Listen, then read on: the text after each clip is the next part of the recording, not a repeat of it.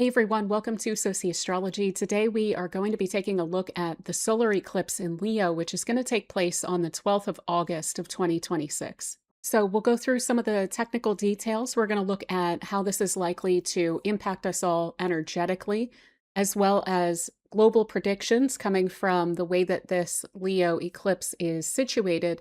And then we'll take it through sign by sign and do horoscopes. Those are going to be best suited for your rising sign and your sun sign. So yeah, as I mentioned, this eclipse is going to be taking place on the 12th of August. Of course, there's always a little bit of an on-ramp and an off-ramp for eclipse seasons. So we're pretty much already in this energy. And that's just going to keep increasing until we get to the 12th of August. We then have the eclipse season continuing throughout August as we have a lunar eclipse in Pisces, which is going to take place on the 28th. This is the first of two solar eclipses in Leo that we're going to get in this cycle. The next one is going to take place on August 2nd of 2027. So we're likely to see something of an arc of a story that's going to be playing out where there's going to be a lot of shifts and changes in our lives in accordance with Leo's significations, which we're going to get into, and then also in accordance with the house topics that are associated with where this is showing up in your chart, so that you'll see in the horoscopes. There was already a solar eclipse in Aquarius in February of this year on the 17th, and that technically was the first in a phase of eclipses that we're going to be getting across this axis. And that one took place at a square to Uranus in the sky, and then was quickly followed upon by Mars. Once Mars hit on the 27th or 28th of February is when the Iran war wound up kicking off. When we're dealing with eclipses in Leo, they tend to have to do with election or springing onto the scene or the passing or like a fall from grace around heads of state, around royalty. Aquarius is about the masses. It's about popular activity and like social structures. And then Leo is about leaders. So we're likely to see a lot of things coming up along those lines. We could certainly see under this influence the death of some central figures or even, unfortunately, of masses as well, and some of that being intentional. We are likely to see uprisings and crackdowns under these influences, and we're also likely to see stores of value and their exchange, so the stock market and currencies, things like this, fluctuate quite a bit during these eclipse seasons. Now, this one in particular is going to take place at 20 degrees of Leo, and as you can see, there are some really fascinating aspects that are going to be going on in the sky between the planets while we have this eclipse occurring. So I'm going to dig into the meaning of that on both the collective energetic level and then on the global predictive level. We do also have Jupiter is in Leo with this eclipse as well. So that should help. You would certainly rather have Jupiter around to help during an eclipse than to not have it around to help. That is why I have that this is fortunate with a major asterisk there. Eclipses are extremely complicated and they can be incredibly messy. But again, if you're going to get any sort of ability to maintain a sense of control and cohesion and benefit out of the changes that an eclipse is going to bring, it's going to happen when you have Jupiter there. So we can certainly work with this energy on a personal level. Additionally, we have a square that Mars is creating to Neptune under this influence as well. And this is something that we're going to keep in mind when we go through and delineate this, in addition to the oppositions that we're seeing to Mercury and Venus. So a bit of the vibe here, of course, we're dealing with Leo. So we are likely to see a lot of drama, a lot of theatrics. It's very grandiose. It can be very bold and adventurous and expressive. Can be very warm and life-affirming, Leo, as well. So these are things that may become incredibly important to us, may somehow become prioritized within certain aspects of our life. Whether we're feeling that or not is going to be important to us. This does also give us the opportunity to tap into some pretty outsized confidence. So we may even find ourselves with a lot of courage and daring. And finally, Leo is also very creative. And so if you are a creative type, especially with this castle aspect pattern that's going to be playing into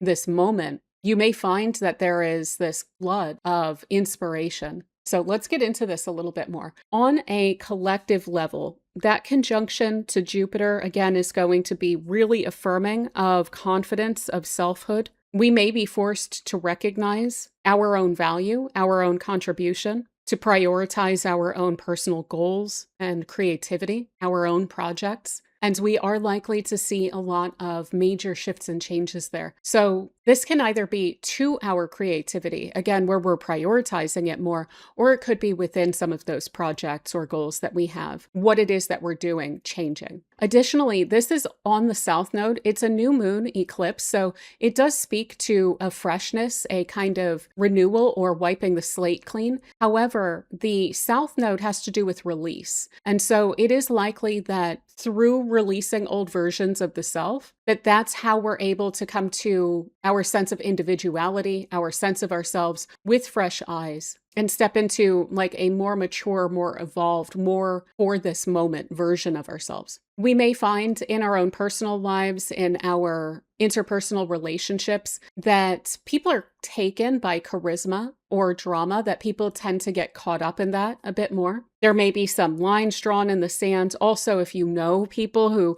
tend to be quite dramatic, they may be kind of sucking a lot of the air out of situations. And I wouldn't be surprised if there are some social lines in the sand that are drawn along those lines, because of the fact that this Mercury that's in Leo is also going to be highly verbally expressive and advocating for oneself. And that Venus in Libra is very even-handed. It wants for situations to be reasonable, to be balanced, to follow the rules of etiquette, basically, to create a sense of understanding. So I do think that may be more apparent to people when someone is being high conflict or is really centering themselves in social situations. This castle aspect pattern, it does indicate some mild positive social developments, especially around our relationships with other people. We're likely to be talking quite a bit and making plans with each other, especially about like big picture ideals or concepts, trying to get on the same page with each other. Some of this may even be regarding courageous action or taking bold steps or like marketing campaigns or social community efforts that you're trying to draw some attention to. This should be overall favorable to those. What's interesting, though, is that kind of beyond the sextile, which I've been speaking to, we have these oppositions that Mercury and Venus are making within this castle aspect pattern too. And those are likely to be quite a bit louder than the flowing aspects. And what we see here is there's a lot to do with our perception, especially around social situations, around society, maybe even, and our place within it. And so our perception may be strongly colored by a really high idealism that we can wind up getting into with that Venus opposition to Neptune. This can be very rose-colored glasses wearing. And Neptune can kind of lull Venus into assuming that things are hyper-ideal. Whereas the opposition between Mercury and Pluto can draw the perception down. It can make it more complex. It can make it assume the worst. The two of these, when they get together, they can certainly catastrophize quite well. There is likely to be a lot during this time on a personal level, also on a global level, around manipulation of perception. But I will also say even that opposition between Pluto and Mercury can be quite helpful in revealing things, revealing information. So that can be a little bit overwhelming, but we may also find ourselves having really meaningful, deep connections, conversations, feeling very inspired by others, even feeling very inspired just by the energies or by spirit or the universe or however you look at that. This does also really highlight financial priorities and trying to get as clear as possible about our own financial standing. And again, we have this square that is building between Mars and Neptune. This one from Venus is actually separating. Venus is moving faster than Mars. So we're pushing off of a bit of interpersonal conflict and tension, which we've been dealing with for a lot of July. But now we're pushing into this bit of exaggeration of emotion and passions. So we may feel even somewhat emotionally overwhelmed during this time. That is something I tend to warn about with eclipse seasons, generally speaking.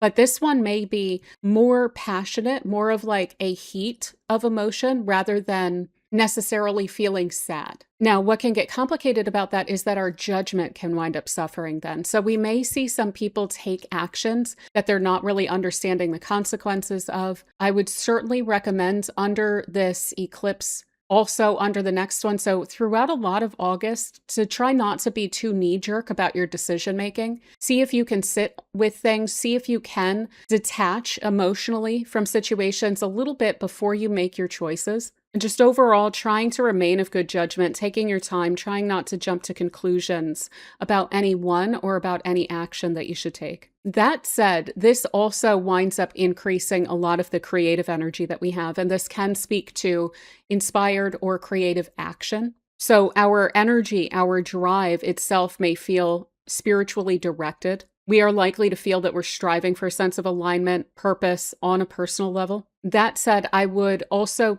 avoid saviorism or this kind of martyrdom complex. We're likely to see that out in the world, maybe with some people that we are dealing with. What's funny is that the opposition between Mercury and Pluto is likely to have us see right through that. But rather, if we can channel this into imaginative works, if you are a writer, if you're an artist, even if you are an appreciator of these things, if you can go into those fantasy worlds by maybe watching extra movies or listening to extra music or things like this, letting that emotion come out in a healthier way, rather than letting it take over the action that has a more direct impact on your life and circumstances. Now, we also have a trine that's building between Jupiter, which is moving forward in Leo, and then Saturn, which is moving retrograde in Aries. This is going to help, again, a bit with stabilizing and bringing out some of the better or more functional aspects of this eclipse for us personally. We can certainly handle what this will toss our way in terms of unexpected shifts in our own personal lives. This trine itself is going to wind up perfecting at the end of the month, right around, in fact, the lunar eclipse.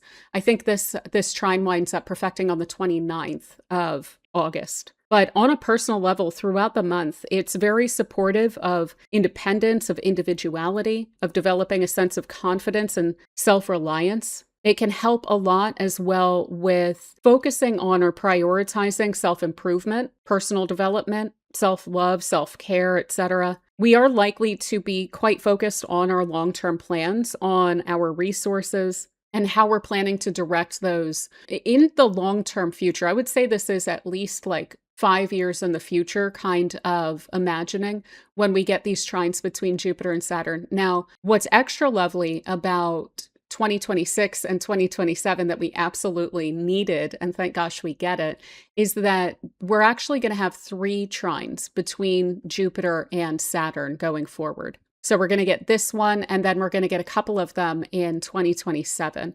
And again, this is just a major stabilizing factor. So to have that there during this eclipse is incredibly helpful. We may even find that a lot of the shifts and changes, this is why I had that like fortunate asterisk under the vibe of this, we may find that there are weird destabilizing events that occur in our lives that are without a doubt a major blessing in disguise. It may be something that we have to deal with in the moment that may feel a little overwhelming, but ultimately this energy is helping us to build something more sustainable going forward. So we may need to have the slate wiped clean in order to do that. Finally, I will say, again, South Node, solar eclipse in Leo. This is a Leo sun, which is in its own sign. It's getting blotted out by the moon. So there is a challenge there. And that challenge is to the ego, to the quote unquote, I am self. So what are we strongly attached to when it comes to our identity? Anything outside of ourselves?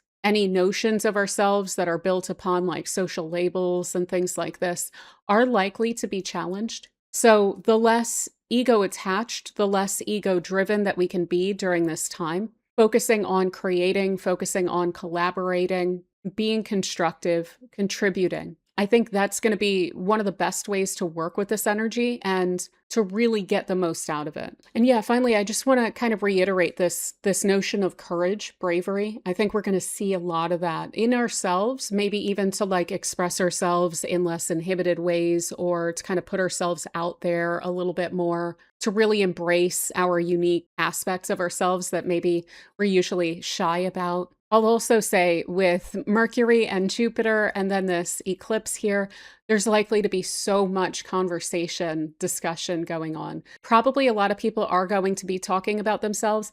I wouldn't say that that is so bad. I think that that actually can be a pretty healthy way to relate to other people. And try not to take that too personally if people do tend to focus their conversation or what they're talking about on themselves, their own experiences. If it's interesting, it's interesting. If it's not, it's not. I think that's just going to kind of dominate how we're speaking through this time. So yeah, let's get into the more complicated stuff, which is going to be how this impacts us globally. As I mentioned, Leo and Aquarius, both very like world impacting signs.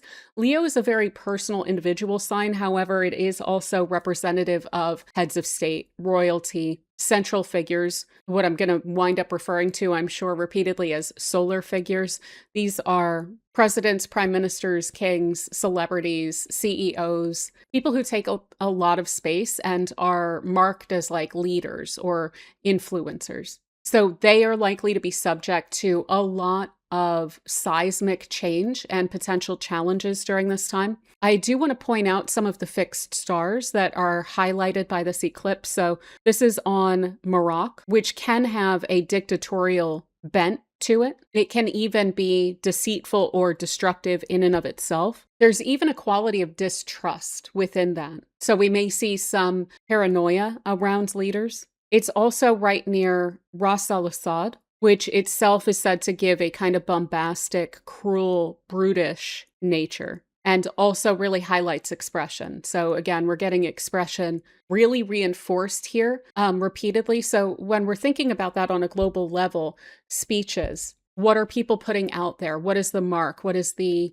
influence that people are having? How are they saying what they're saying? Are they expressing themselves with words and speeches, or are they expressing themselves with weapons and explosions? And what do these different tools actually wind up expressing? Is the use of weaponry an expression of strength, or is it an expression of desperation? So even further, in terms of the decan that this eclipse is in, I like to look at Austin Coppock's book, 36 Faces, and see what he says about the specific decans, especially that eclipses take place in, but really lunations overall. So I will often bring them in, but I do have to say this one is quite a standout. So I'm going to read to you specifically an excerpt that he has about the third decan of Leo. So he says, the monarch struggles to retain control as the kingdom rebels. Tenacity and courage are required to fulfill one's role under such trying conditions. The figures which reside here thus see their place in the world threatened both from within and without. Illness attacks the body, fear afflicts the heart, and enemies close in to take the throne. While this face may abound with images of noble heroes defending the right, just as many tyrants grace its halls, unwilling to yield their thrones no matter the human cost. What this is basically laying out for us is repeated messages, repeated omens. That is something we would take from notions of Leo, but it's even stronger in the third decan of Leo. And that is even raised up to a higher degree with an eclipse there. And then when we add Jupiter to the situation and we put this on the south node side, the messages that we're getting here are quite clear. I do think that this is going to really, really fundamentally challenge leadership, especially those that are clinging to power or legitimacy, that are somewhat tyrannical or dictatorial or authoritarian, autocratic. That centralization of control is going to be very much front and center during this time, in part probably because that will be something that will be effectively, for now, done. But we are, again, going to get another solar eclipse next year in this sign, which I would not be surprised to see things that work out now either start to crumble or take on a different kind of a meaning or a different track next year when we get the next eclipse in, which, by the way, when it comes to global predictions and things like this, that next eclipse season is going to be a 3 eclipse season. So the Leo solar eclipse is going to be bookended by a lunar eclipse in Capricorn and then a lunar eclipse in Aquarius. I'm not a big fan of triple eclipse seasons. I find that they are way too over destabilizing. And they tend to point to times where there is an even stronger pivot. So during this period of time, we are still likely to see some falls from grace, some major scandals, crises. The fog of war is a big problem here because of that square from Mars to Neptune as well. A lot of palace intrigue as well with Pluto in Aquarius with the North Node and opposite to Mercury and Jupiter. Major power plays are going to be an issue throughout this eclipse season as well. So massive overt and covert conflict and undermining of leaders within nations. So political parties, different corporate leaders who are trying to kind of knock the ladder out from under each other or trying to take over certain industries, even between celebrities and so forth, but also between leaders internationally as well. We are likely to see the geopolitical power games that are going on heightened to a pretty crazy extent in August. So reinforcing this square of Mars and Neptune there, that is very irrational. It's very dogmatic as well. It can be extremely tribalistic. It can even wind up glorifying violence. And so we could see kind of nationalistic rally around the flag things around violence. This is, of course, the fog of war, irrationality when it comes to security, or even like an irrational insecurity. It's also very deceptive because sometimes when we get Mars involved, Neptune can just kind of create a vision of something that isn't really true. When you start to get the malefics involved, it's there pretty close to Saturn. Saturn's a malefic planet, which can create complications. And then also Mars is, and that's in a square there. So it's working with both, which does incline it to be more overtly deceptive and possibly even more maliciously deceptive. So we could see that come into play of like propaganda, emotional manipulation of masses, a lack of clarity. We could even see some leaders really embarrassing themselves a lot and maybe lacking some self-awareness about that. We can also certainly wind up in quagmire kinds of situations. We may see this along coasts, like coastal issues, naval issues, or other disasters like spills, maritime things. This is something I've been harping on a lot because of the conjunction between Saturn and Neptune. You know, I've been saying for years at this point that we were going to have waterways and shipping lanes block because of the fact that Neptune was being conjoined by Saturn, and that would then be weaponized in Aries. So, of course, we have seen this play out with the Strait of Hormuz, and now we're starting to see that play out with other straits, with other shipping lanes and waterways. So again, this could wind up being reinforced when it comes to waters, or for instance, in Cancer, Mars, sometimes we can get fluids like oil can wind up coming up. I usually see that more with Pisces. However, the next eclipse is going to be a lunar eclipse in Pisces as well. So certainly not expecting for all of that to get too much better. Also, again, poor intelligence, bad judgment, leaks, scandals, misguided actions, overspending. We could even wind up getting into these kind of victimhood complexes with leaders, a lot of blame going around and scapegoating. We could even find that there's this kind of crisis of morale or not believing in the action that's being taken. I also would not be surprised if we see some of the discourse here around like these nebulous threats to control, like quote unquote hidden enemies or things along those lines. So I wouldn't be surprised if that's a lot of what's being discussed. There is a huge amount of mistrust that is built into this whole eclipse. And I think that some of this is going to be people not being credulous to what leaders are saying. So on that front, that's great. Maybe people can think for themselves a little bit more and they won't just trust that what's being said is true. But I think that that mistrust is also going to kind of permeate through society. It's definitely going to be at the top echelons as well, in a sense of like paranoia. And it may also be amplified to populations where that is being pushed or kind of propagandized around, so that,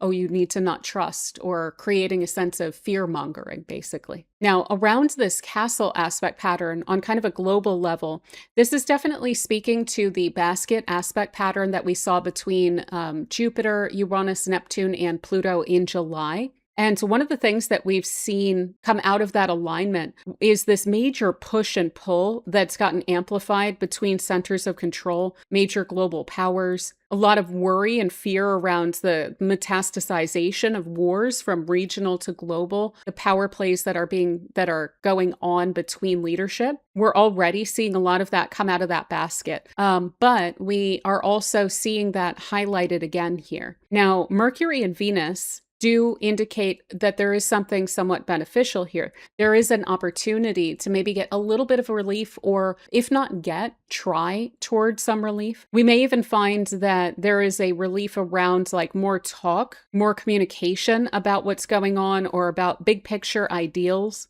But fundamentally, this is still about a leader kind of grasping to power. And so I expect a lot of cultural messaging around why you should relate to or why you should support this or that leader, or this or that economic or social agenda. One thing I also kind of worry about quite a bit with this castle aspect pattern on a global level is like big promises. So saying that we're going to create this policy around this and that and getting everyone worked up toward it, either without the intention of actually following through on that, or with like, there's little loopholes that weaken a policy or an agenda, or knowing it's going to get repealed or something like that. Or even just like the completely faulty promises of, oh, if we follow through on this policy, then this great thing is going to wind up coming out of it. So a perfect example of that, this like trickle down economics, right? If we just give endless tax breaks to rich people, eventually everyone's going to be rich kind of a thing.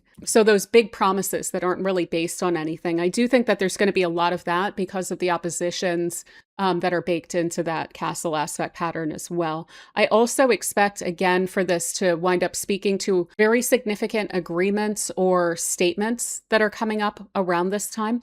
I'm not sure how effective this is ultimately going to be, but they'll certainly be capturing a lot of attention. We can also expect with all of this some major decisions under this period of time that are going to mark the reputations of executives. So people really making their mark, and then that mark being on them for, the rest of their career as well. We are also likely to see the emergence of some new leaders, some new institutions or styles of governance. Maybe even some new ideological frameworks of like how society should function, etc. Maybe there are different blocks that are going to be working with each other on issues that they hadn't prior. Now, what's interesting about this, and what actually has me a little concerned in particular about this eclipse and how it's going to wind up developing. So first, Mercury is going to come through here, and it will come and conjoin this 20 degrees. This is something we always watch for when it comes to eclipses, is like, what is then going to conjoin that place where the eclipse was? So Mercury is going to be first. And that's going to be around the 20th of August. So that does, again, reinforce the expressive, communicative quality of this. Notions of exchange, maybe currency, valuations, trade, the statements that are made, the messaging that is coming through. That is definitely very important. However, we will also then have, in relatively short order in the coming months, Mars and Jupiter will also come through, and not only will they conjoin and push through that 20 degrees, which is really going to heighten the energy of that. Jupiter itself shouldn't be too bad. That's going to be around the 3rd of October. It may actually even bring through some of the major silver linings around the changes or the blessings in disguise that we've experienced under this eclipse. However, what's going to happen then a little bit more down the road around the middle of November is that we're going to get a triple conjunction of that south node and Jupiter and Mars all around 25 degrees of Leo, which is very close to this. So I could see something really coming to blows or becoming a major complicated conflict, either within certain nations, around certain leaders, within certain political blocks, or between nations as well. So I think that that's going to be a bit of an issue. I do think that we're really setting the stage through some of the major shifts and changes here for greater complications in November as well. Now, all of that said, what I want to also go through here with you guys is a few different ways that we can narrow in on where or to whom this is likely to impact the most. So one of the ways that we do that is by pointing out where this is going to be visible. So it's going to be total over Greenland and Iceland and Spain. And so it is likely to have the strongest impact there. However, it will also then be visible, but not absolutely total, over parts of the US and Canada and all of Europe, and also northwestern Africa. So these areas are likely to be extra implicated by this eclipse and what's happening with it. Additionally, I look at where is this either rising. It wouldn't be visible when it's rising. It wouldn't be visible really when it's setting, or when it's directly under the earth. It also won't quite be visible, but it will be in a very sensitive area when that's occurring. So when it comes to that, this is also then implicating Cuba and Panama and Nicaragua, Russia, Nigeria, Niger, Libya, Albania, North Macedonia, Kosovo, Serbia, Romania, Ukraine, Belarus, Mongolia, China, Myanmar, and Indonesia. So again, these are countries that are likely to be impacted by this the most. And we could see some major challenges to the leaders of those nations. Additionally, another way that we can look at this is whose natal chart is this impacting? Now, some nations have natal charts, and then of course, leaders and public figures also have natal charts. So I'm just going to kind of list these out in terms of who has placements in their chart that are relatively close to that 20 degrees of Leo. So Trump's Mars and his first house, his ascendant, are pretty close there. The Venus and the ascendant of J.D. Vance, the ascendant of Iran, the ascendant of Germany, Israel's Mars, Netanyahu's Pluto and Mars, Hegseth's North Node, Xi Jinping's Pluto, Erdogan's Pluto, Nicolas Maduro's Mars, Ghislaine Maxwell's North Node, Putin's Pluto and South Node, Zelensky's Moon and Saturn, Meloni's Saturn in her first house, Musk's South Node, Susie Wiles's ascendant and Pluto, and Chuck Schumer's Pluto. So I'll also name some nations that are impacted by this in terms of their natal chart, and then I'll give some miscellaneous people as well that I happen to collect. So Bolivia, China, Cuba. Some of these are going to be repeated based on the angles and stuff like that. If I am repeating myself, it's extra more important likely because it's going to be then impacting them in terms of where it is geographically taking place, and then also how it's hitting their chart. Turkey as well. The EU, their ascendant, France, Lebanon, Venezuela, Ukraine, and those are the nations that I have. Finally, some miscellaneous people. Epstein is also implicated, Virginia Giuffre, Howard Lutnick, the Andrew, formerly known as Prince, Joe Rogan, Nick Fuentes, Son Piker, Hillary Clinton, and Adam Schiff. So yeah, that's everyone that I have collected. Sorry to just kind of give it in a list like that, but, make any of the notes that you want from that. These are people whose chart is going to get activated by this. So they may experience some of this in their own personal lives in ways that we're not quite aware of. It's not always going to be this big public thing, but it is more common that with public figures, the impacts of major events like eclipses aligning with their charts does have more of a public effect for them, obviously, than it does for us, right? So yeah, I think that is pretty much what I have about this solar eclipse in Leo. I think it's going to be pretty crazy.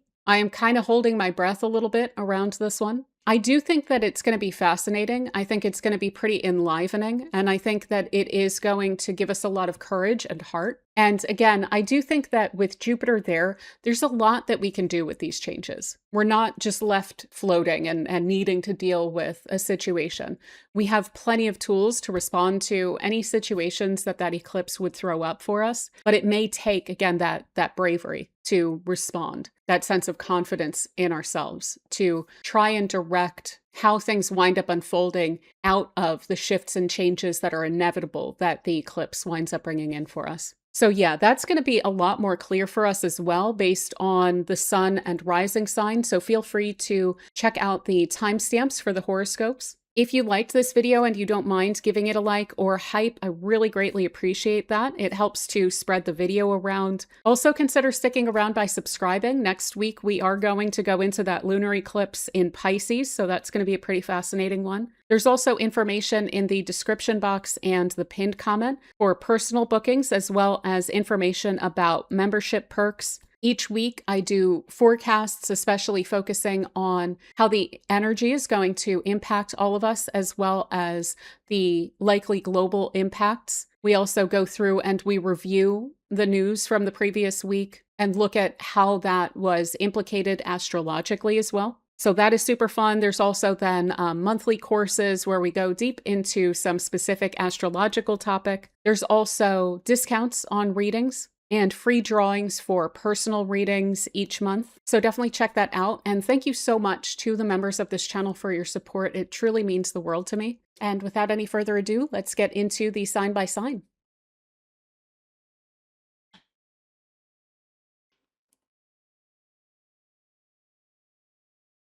All right, so for Aries, on the 12th of August, we are going to get a solar eclipse in Leo, which is going to take place in your fifth house. So this is the place of your creativity, your passions, your pleasure, your joy, your loved ones, your interests, as well as your authentic self, so your uninhibited self. Additionally, if you do have children, then this is going to be speaking likely directly to matters of your children as well. So expect a lot of changes and shifts in all these different areas of your life. What I want to point out off the bat is that this is the first of two solar eclipses that we're going to be getting in Leo. So the next one is going to be on August 2nd of 2027, so next August. And what this basically lays out is this kind of developmental arc over the coming year where this eclipse is going to set up the next eclipse. So we may find that a lot of the shifts and changes almost feel incomplete in your life until next summer when we get that second eclipse.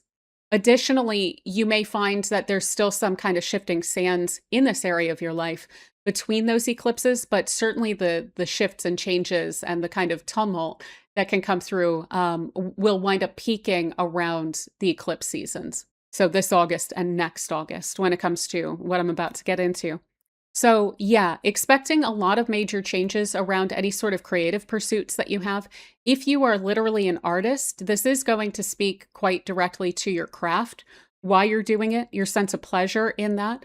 This could speak to taking on new mediums or new aspects of like creativity or new inspirations, new muses, whether they be embodied or not. So you could be inspired by someone or have like a new person that you're kind of looking up to, or you could just feel a major flood of inspiration that you're working with. If you're not literally a creative person, this can just speak to your appreciation of creativity. So your enjoyment of music and film, any sort of art. It can also speak to any hobbies that you have. So what do you do for pleasure? That's what shows up in the fifth house.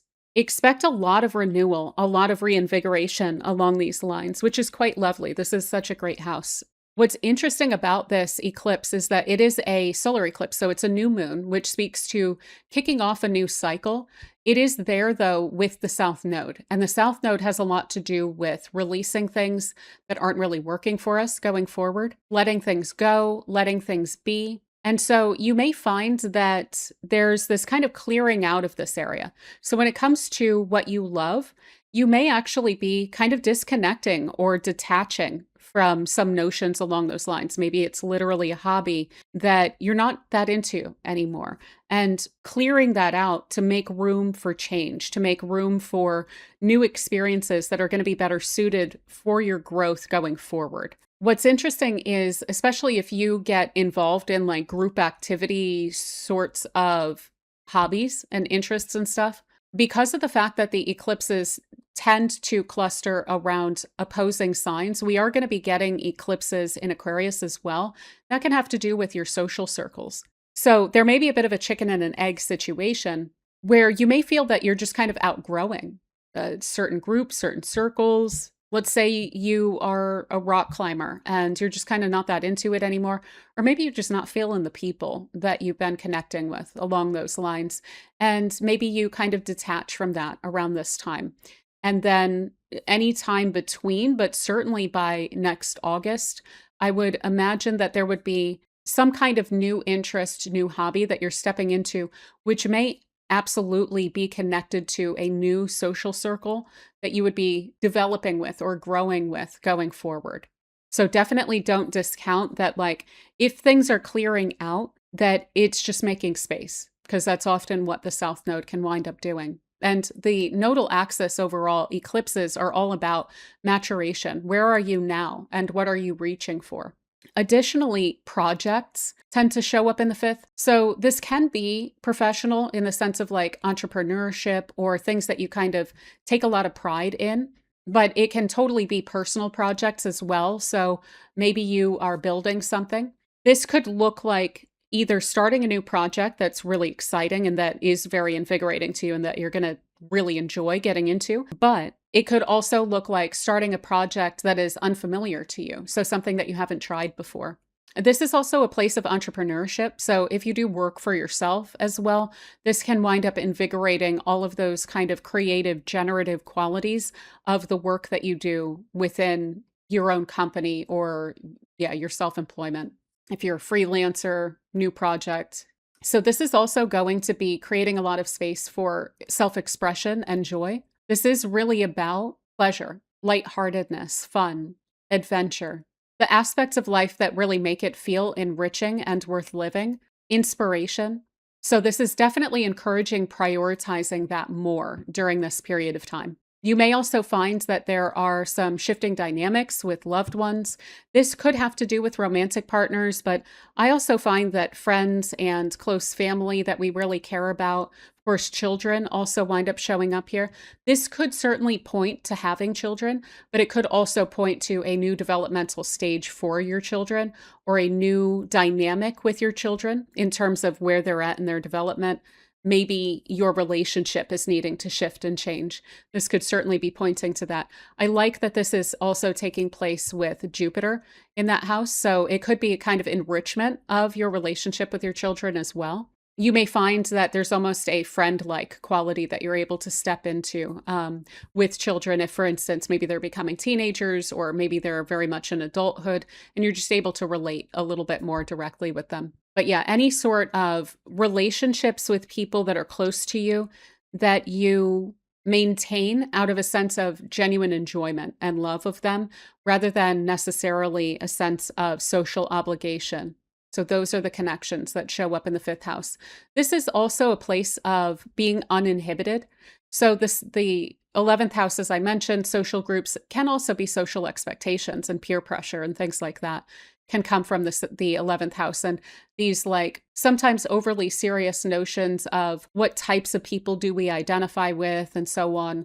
In the fifth house, this is much more about who we truly are and what we truly love. So this is calling your attention back to that, especially if you have been feeling a lot of social pressure, maybe feeling a lot of responsibility, feeling the need to present a certain image. At least try and make sure that you are compartmentalizing and creating a space to where you're able to just be yourself and do your own thing.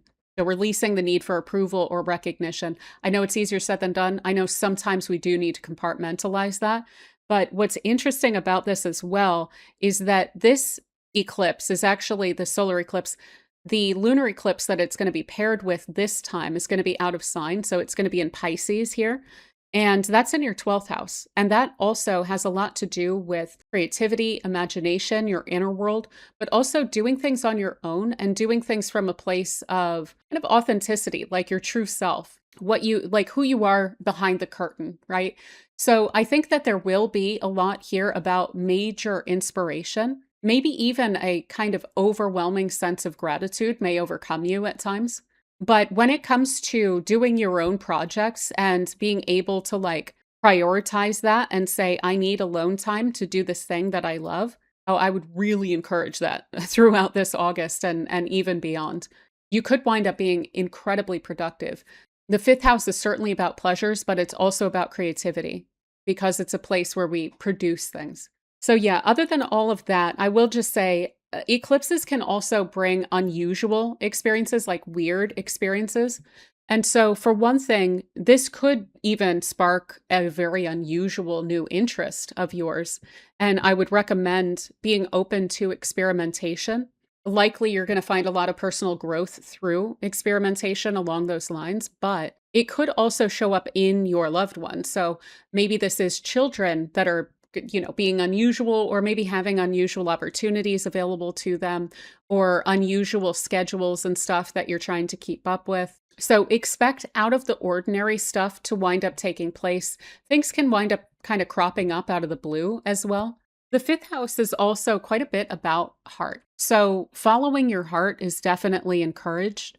And you may feel like you're really able to get back in touch with that at this point. But yeah, that lunar eclipse that I mentioned as well, that's going to happen on the 28th of August. I'm going to discuss that in depth next week. And until then, I do hope that this eclipse treats you super well. And thank you so much for spending this time with me.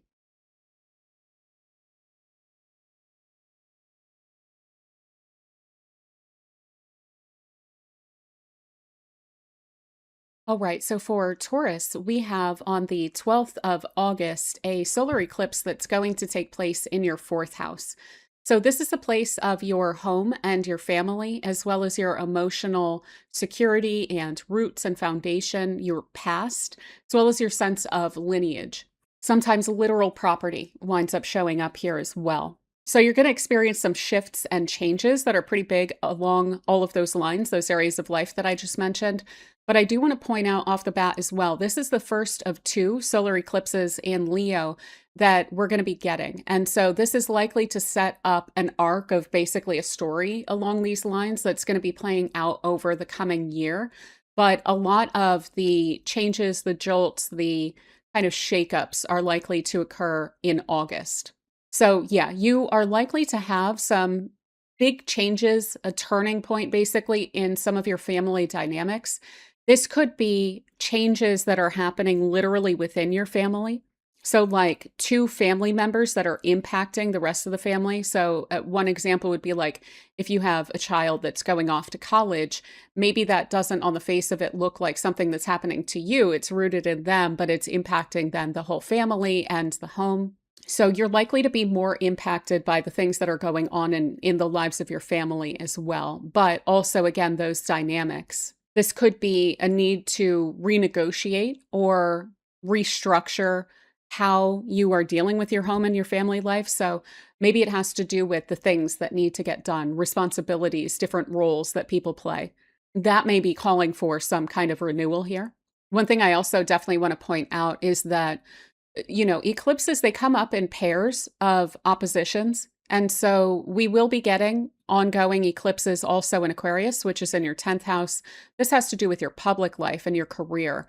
And so you may find as well that there's some need to renegotiate what's going on in your family life because of changes and shifts that are going on in your public life or maybe your career life as well. So those can wind up folding in on each other. Sometimes this looks like a promotion or something that you need to move for. That's kind of an extreme version of this coming through very literally, but that could even then come through in the opposite way of a partner or a family member getting an opportunity, you moving for them or even moving for any other reason, and then needing to create a career shift or a job shift or your public life, who you're connecting with outside of yourself as well, what you're involved with, what your ambitions are, then also needing to adjust to that change of maybe your location or where you're living. So if you have had maybe a change in your responsibilities in your career life and that's kind of stretching you, but you haven't necessarily negotiated the dynamics in your home yet to meet that where it's at this point, this would really encourage that. It may actually even force your hand to have those kinds of discussions. Fortunately, with Jupiter here as well, you're likely to get some good responses and cooperation. But I would expect with both Mercury and Jupiter here for there to be a lot of conversations about changes that need to be made within your home, your family, maybe living situations. You may even be discussing a move that you're wanting to make. This could be people moving in or out. This could be property shift. So this could be like buying and selling property even. Inheriting property or managing, like if you have multiple properties, are you wanting to let one go, etc. This could also, though, show up as renovations or DIY stuff, like literal changes that you're wanting to make to your home, and expansion, updates, upgrades, things like that. So yeah, I would expect some pretty positive shifts. And again, a lot of conversation around that. I think there's going to be a lot of cooperation when it comes to those things. Now, On more of like an internal emotional level as well, one thing that's interesting about this eclipse, it's a solar eclipse, so it's a new moon, which points to a new cycle. We, of course, only get one new moon in a given sign per year, typically. So they usually do wind up being seeding points that are going to go on for a year anyway. But of course, it's an eclipse, so it's a lot more significant. Also, though, this new moon is on the south node side. And so the south node here, as opposed to the north node, which is on the other side, the south node has a lot to do with passivity or letting things go, releasing things, kind of going with the flow on things a bit more.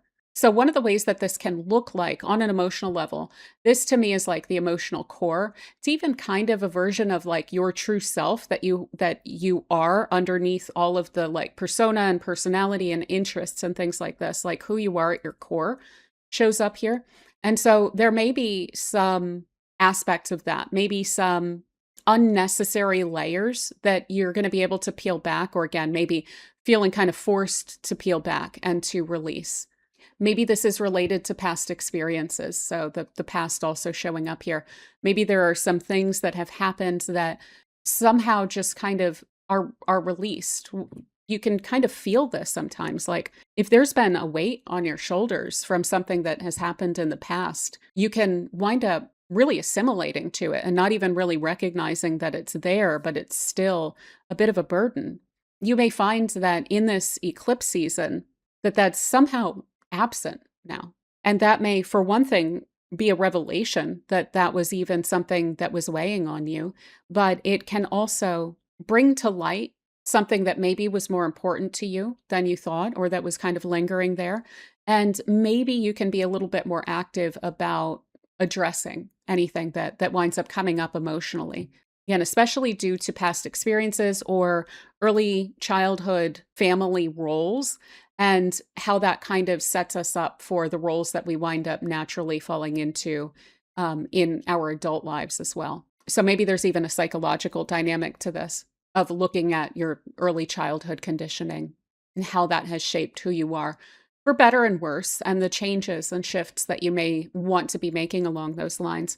What's interesting is, again, with that south node there, it's like what this is about, it's about renewal. It's about clearing things out to make room for change, to make room for new experiences that are going to be better suited to your growth going forward. So by kind of removing some layers that aren't necessary for you anymore, some old attachments, this can actually free you up to make growth easier to pursue. And eclipses usually come up just in time as well. So I wouldn't fret too much about maybe something that you have been holding on to. It may be that you were kind of meant to hold on to something until this point. And so maybe by like doing a little bit of internal weeding as well, you can lay basically a new emotional foundation for yourself, feeling more secure within yourself, maybe feeling like there's less that you're kind of trying to keep at bay on an emotional level. If you've had that experience of like, nah, I'll deal with it later, you may find that something kind of spontaneously goes away and you're not needing to deal with it anymore and you're able to move on. There may also be like new opportunities that wind up presenting themselves for you to feel like you belong, for you to feel rooted. Now, if you don't feel rooted, if you don't feel like you belong, if your family situation is not comfortable for you or your living situation, you may want to make some big changes here. And there is a lot of opportunity for that. In fact, if there are any insights or revelations along those lines, sometimes eclipses can be quite emotional. So if that does feel a little bit raw, it is bringing it to your attention so that you're able to address it and maybe make a change that's going to open that up for you. So finally, also lineage, your family going back generations, there may be some revelations along those lines. Additionally, eclipses tend to bring in unusual experiences. And so there may just be weird stuff that's going on in your family, like these kind of one-off situations that somehow also wind up implicating you. So maybe there is a kind of one-off opportunity that someone has that's kind of disrupting the routine of the family. There could be an unusual attitude or an unusual response. Maybe someone just kind of going through something. If that's the case, I would certainly, of course, recommend offering the, appropriate amount of emotional support there and everything. But it may just be that someone's feeling a little bit off, that they're dealing with experiences that aren't usual in and of themselves. And so they're in a different kind of a mood. You may also, for instance, an unusual thing, maybe there's extended family that you don't usually deal with that you're suddenly in conversation with or hosting or something like that as well. There could be an unusual guest in your home, for instance. But yeah, I think that's a lot of what I have around this eclipse here. Next week, I'm going to be discussing the lunar eclipse that's going to take place at the end of the month in Pisces, which is going to be in your 11th house as well. But until then, I hope that this eclipse treats you super well, and thank you so much for spending this time with me.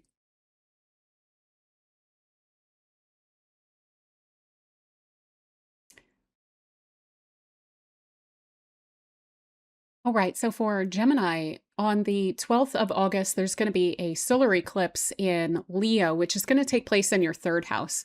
So, your third house has to do with the people, places, things around you, communications, schedules, daily life. This is also a place of the conscious mind and learning.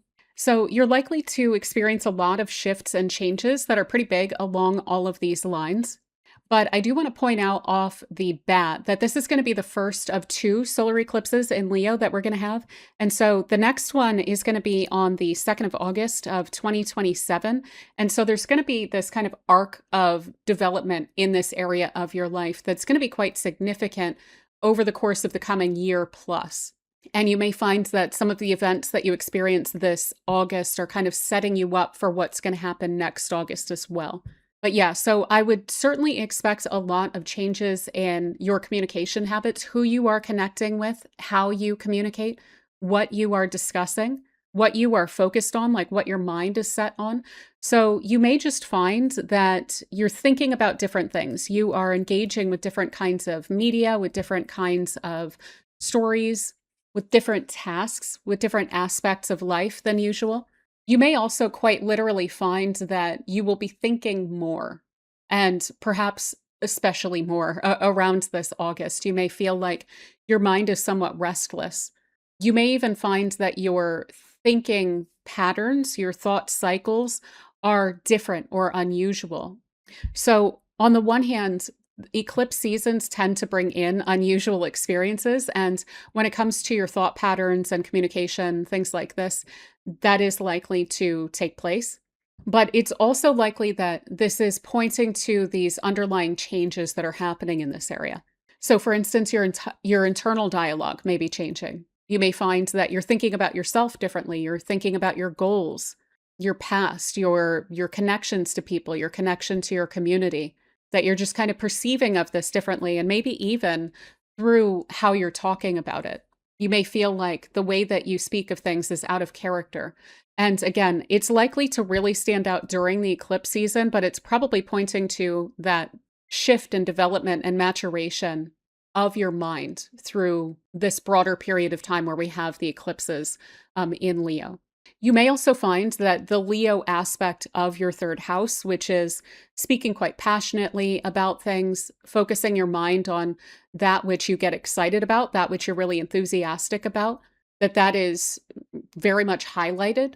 So you may find yourself speaking with a lot of passion, really speaking your mind, saying what you believe, representing your own ideas and opinions.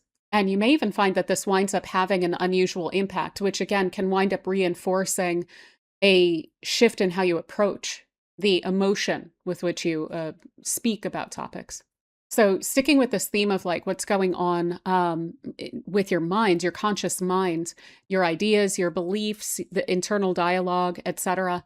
So, what's interesting about this solar eclipse, of course, this is a new moon, which points to a new cycle that's kicking off here, but it is on the south node. And the south node has a lot to do with releasing things, letting things go, old like aspects of life that are kind of falling away, even feeling more passive about this area.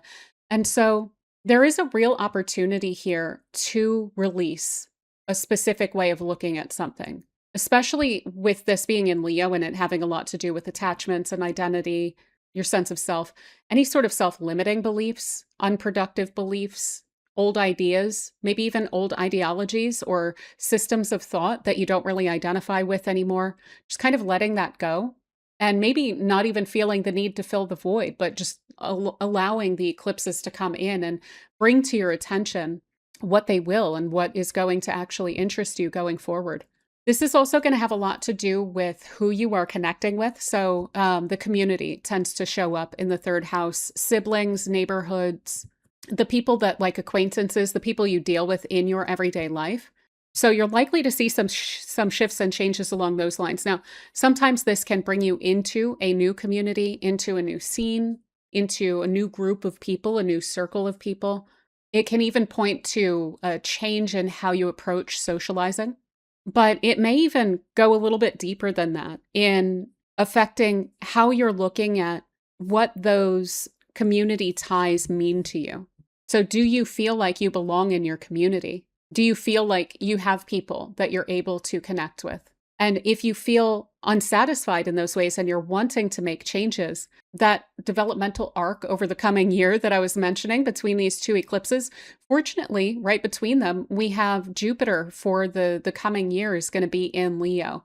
So it is going to be creating a lot of growth and opportunity and benefit and good feeling and goodwill, a lot of opportunity showing up in this area. But this may even have you like disconnecting from some groups. If you are kind of going through the motions when it comes to those that you are interacting with, but you don't really feel like you belong, this could really light a fire under you to find those that you do feel connected to. So I can only recommend going to unusual places, experimenting a bit socially, connecting with different kinds of people, seeking out different kinds of conversations, and just seeing what sticks, because ultimately, a lot of what this eclipse in particular is going to be speaking to is a sense of renewal or an opportunity to clear out and make room for the changes that you're wanting to see or the changes that are necessary to open you up to new experiences that are better suited for your growth going forward. So this isn't about looking to the past. It's not even really about coming back to something that's familiar. It's really about changing what's familiar around you by potentially seeking out something that's unfamiliar and bringing that in, or seeking out something that's unusual or out of the ordinary for you and connecting more closely with that. So this could be topics as well, like subjects of study. This is a place of learning.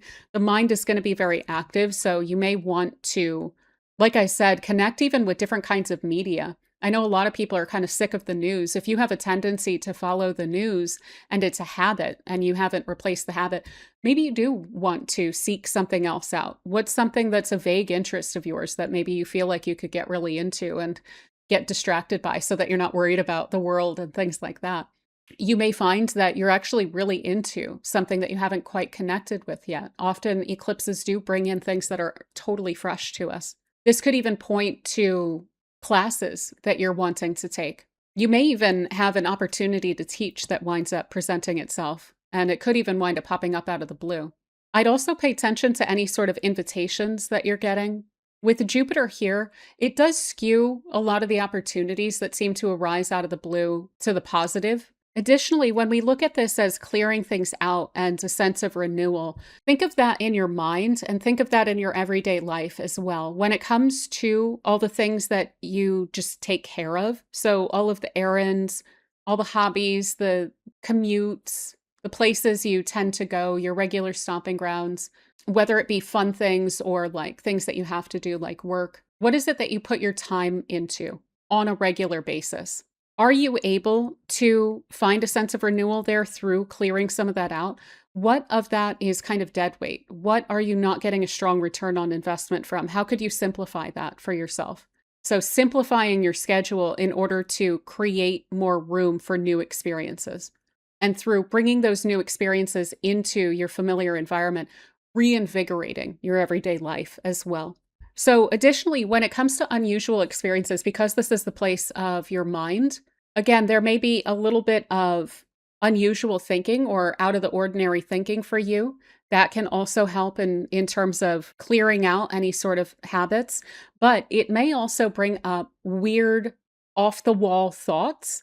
Now, some of these could be very inspired and they may be like very synchronistic. You may feel like you are basically getting guidance or getting messages. This could certainly be working on your instincts and your intuition, but it could also be like Wow, I've never had that thought before, or that is so like weird. Almost it may feel like there's something that's not the normal you that's kind of in your mind and communicating with you.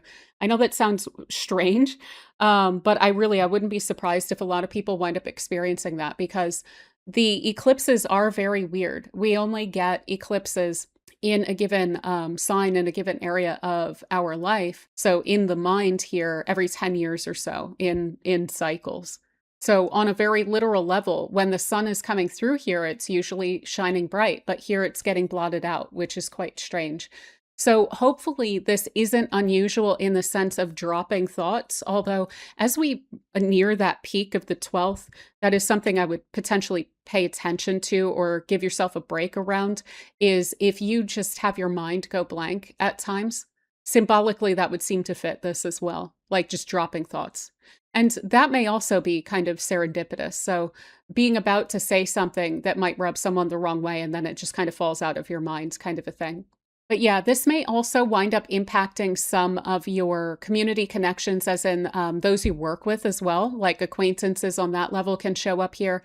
And that could wind up being reinforced by the fact that this time around, this Leo solar eclipse is going to be paired up with a lunar eclipse that's going to be in early Pisces, which is in your 10th house. And that has to do with your public life, your career, your ambitions, your reputation, your status, what it is that you are kind of trying to achieve out in the world. So, anyone that you are interacting with on that level may wind up figuring into this quite a bit more as well. And you may be communicating a lot about that. I would certainly expect that there's going to be a lot of unusual correspondence, people asking you for things that they don't usually. And again, if you have like a traditional career, this is likely to be kind of pinging that as well, as the eclipses usually wind up kind of folding in on each other in that way. So that one's going to happen on the 28th of August. I'm going to discuss that in depth next week. And until then, I do hope this eclipse treats you super well. And thank you so much for spending this time with me.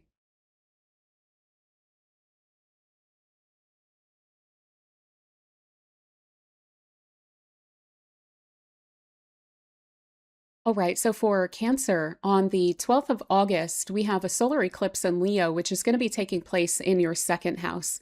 That's a place of your personal resources, so of all kinds.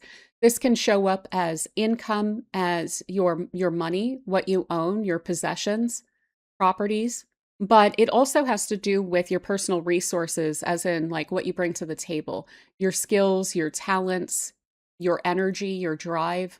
And it's also a place of personal values. So, what is it that you value? What is it that you prioritize? What is a resource that is important to you? So, I want to point out off the bat here, this is the first of two solar eclipses that we're going to have in this place. So, next year, August 2nd of 2027, we're going to have another solar eclipse in Leo. So, this is likely to kind of set up an arc that's going to play out over the coming year plus around these different areas of your life. So, this is likely to look like reassessing your finances, looking at your holdings, looking at your assets, looking at your income, looking at your budgets, your spending habits, what you own, what you're wanting to own as well. So, this could be like things that you're wanting to bring in on a very literal level. Maybe there's a new car that you're wanting or needing.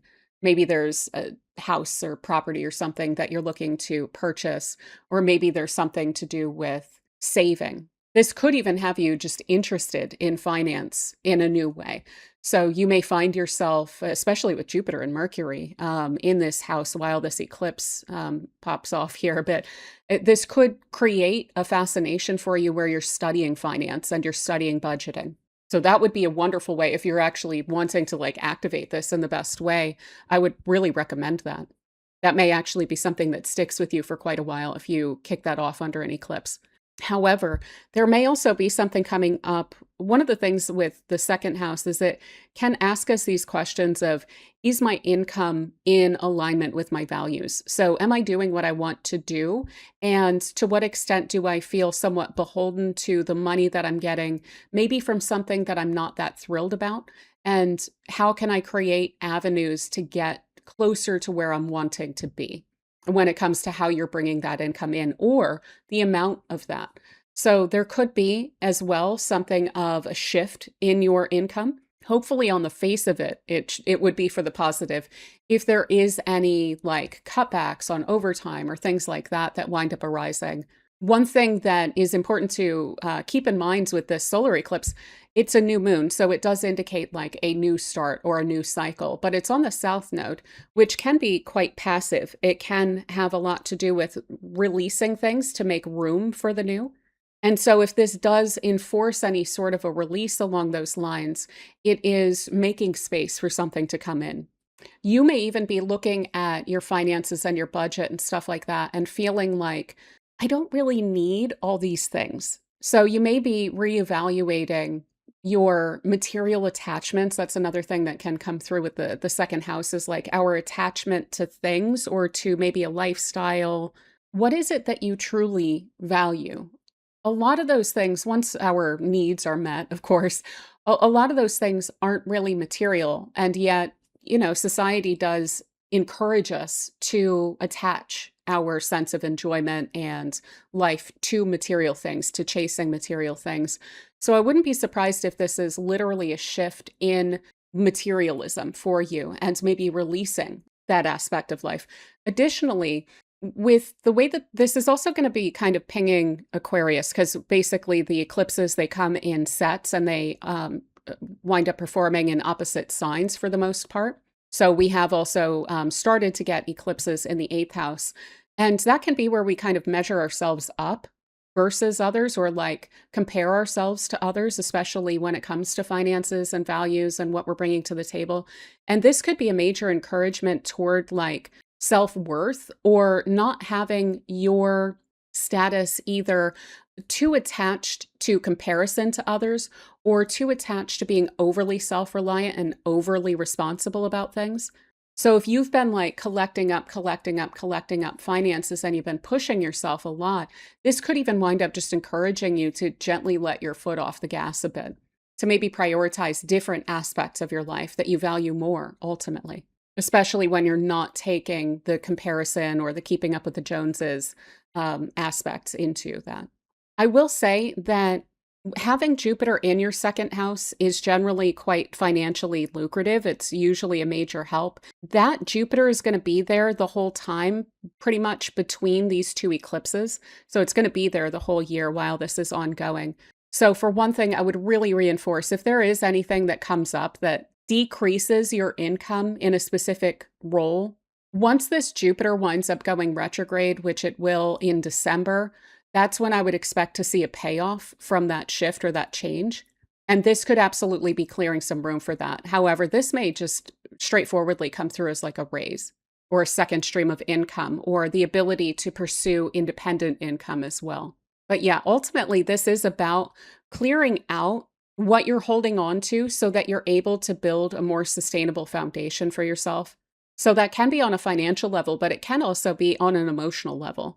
There's a lot of emotion that's bound up with the second house, a lot of how we size ourselves up, how we feel about ourselves, what we value about ourselves, what we value about our lives. And so by checking in on that and clearing out what's unnecessary, again, especially all of those societal pressures and things like that, the comparisons, you can really get back down to what's truly important to you and what you can attach your self-worth to. Maybe attach isn't the best word, but you know what I mean? That's genuine to you so that it doesn't maybe feel fleeting or ebbing and flowing or somehow relative to or reflective of something outside of yourself. So yeah, on the literal level, you may be doing something of a spring clean and clearing out possessions, objects to make room for things that are more meaningful to you. But again, also think of that on an emotional level, like an internal spring cleaning, so that you're able to feel lighter and more open to opportunities, and especially new experiences that are better suited to your growth going forward. Finally, I just want to point out, eclipses tend to come along with unusual experiences. So basically, weird stuff happening. So for one thing, because this is a financial house, please try and make sure that you are checking everything that you are dealing with your cards with for like the skimmers or whatever they're called. I would be keeping an eye on your accounts, make sure there's not anything unusual going on there. I would be like very much attuned to your paychecks and your pay stubs and making sure there's nothing unusual going on there. You could be presented with an unusual money-making opportunity. Try to make sure that it's not weird. Give that some time, really think it through. Maybe don't jump on to like kind of a get rich quick kind of a thing. This doesn't look bad to me. Again, Jupiter there is going to be relatively protective, but it is an eclipse and weird stuff can happen. Maybe also worth literally keeping an eye on your objects, like your property, making sure you're not leaving stuff out that people are going to take. You may also, though, just have an unusual income thing, like a bonus or something that is a regular income, basically. Or you may have an unusual purchase, which of course makes budgeting more complicated because then it's like, oh, the numbers, the charts, they look weird to me because I had this one weird thing, you know. This is all setting up as well for a lunar eclipse that's going to be taking place at the end of the month. So that's going to be the other side that we're getting this time around because the nodes are right on the cusp of these signs. We're getting the solar eclipse in Leo, but then the lunar this time will be in Pisces. That's going to be in your ninth house. So we'll be discussing that next week. And until then, I think this is pretty much what I have for you. I do hope that this eclipse treats you super well. And thank you so much for spending this time with me.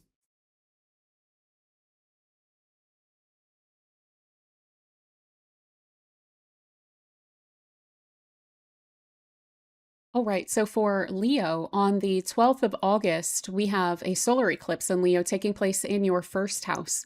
So this is really all about you, about how you approach your life, about the roles that you fill around your personal goals, how you present yourself, how you interact with the world, how you perceive of the world.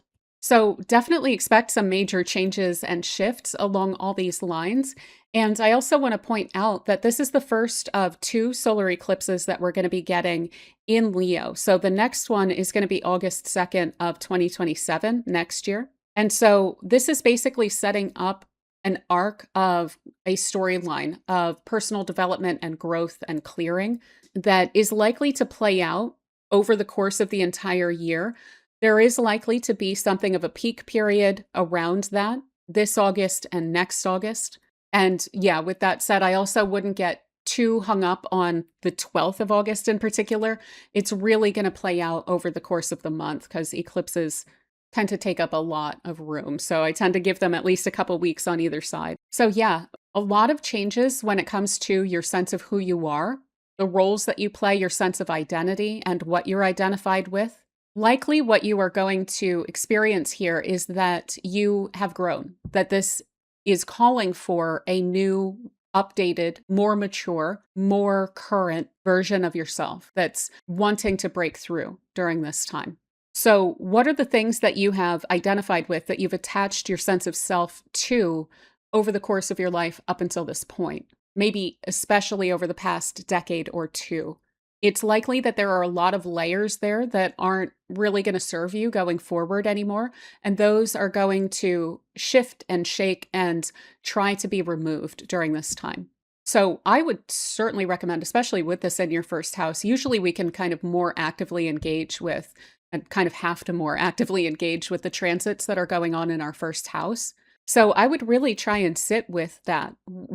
Who are you at this point? How are you different than you were a decade ago? How are you different than 2 decades ago? And how could you adjust that to create a greater sense of room for growth going forward? What are you wanting to be as well? And how can you set yourself up well for that going forward? And what specifically needs to be released in order to make room for that? So the reason that I mentioned that all of these like peeling back layers and releasing and stuff like this is a new moon. So it is a new cycle that's getting kicked off in your first house here. Yes. But it's on the south node. And so the south node has to do with letting things go, releasing things, detaching to an extent, letting things kind of pass away out of our lives. And so there will be some versions of yourself or some aspects of yourself that are going to call for that. So what this is going to wind up probably looking like on the outside is that your appearance may wind up changing. You may present yourself differently. You may carry yourself differently with a different kind of an air. You may literally find that you are, like, I'll give you an example.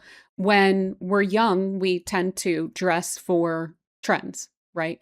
But as we tend to get older, we tend to wind up dressing for like the roles, the identities, either that we're in or that we're striving toward. So we could wind up seeing some sense of like, for one thing, maybe even what you feel like you can pull off. So this may not be about like necessarily professionalizing your attire or anything like that. It may be about kind of embracing more of who you genuinely are and leaning into that. Also, if you do find that there are like those kind of like scene or trend or like groups of people, kinds of identifications that you are recognizing was a phase, I wouldn't be embarrassed or anything like that to just kind of let that go and step into a new phase of life, because that's what this is calling for. So, on some level, that may wind up creating a change in what you're showing interest in. Now, additionally, this can also speak to your personal goals, your own priorities. And this is certainly calling for you to come way back to those. So we also can tend to get caught up in what other people are expecting of us or our obligations, our responsibilities, and so forth. And we can wind up on autopilot and not really just checking in with ourselves. Are you enjoying things? Do you feel like you are making progress on your personal goals and maybe not just necessarily your professional goals? How much are those bound together? That can be wonderful if your professional and personal goals are bound together. But when that happens, it is, I think, also kind of important to check in on how much are you then being guided on a personal level by your professional life? And is that really satisfying to you? So this is fundamentally about coming back to yourself, but not just yourself, a new version of yourself, giving yourself permission to not just seek approval and acknowledgement from outside of yourself, but really creating the life, the identities, the roles for yourself that you're wanting to experience. It is your life, and that's ultimately what this eclipse is really going to be emphasizing. So yeah, this is really about personal renewal, clearing out old attachments to make room for the kinds of changes that you're wanting to see in your life going forward, to draw in new experiences that are then better suited to your growth going forward, that are going to be more supportive of your personal goals. So this is the beginning of a really a major new personal chapter for you. One thing I will say, eclipses overall can wind up presenting unusual experiences.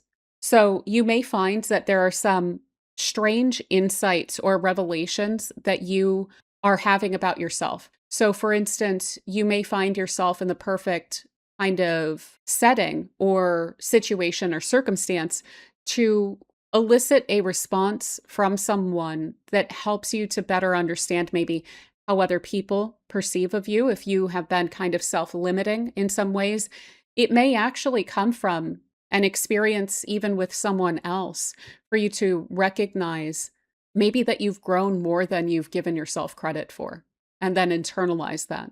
You may also find that you are kind of serendipitously or synchronistically drawn toward new experiences that you are going to wind up internalizing a lot, that you're going to basically take on.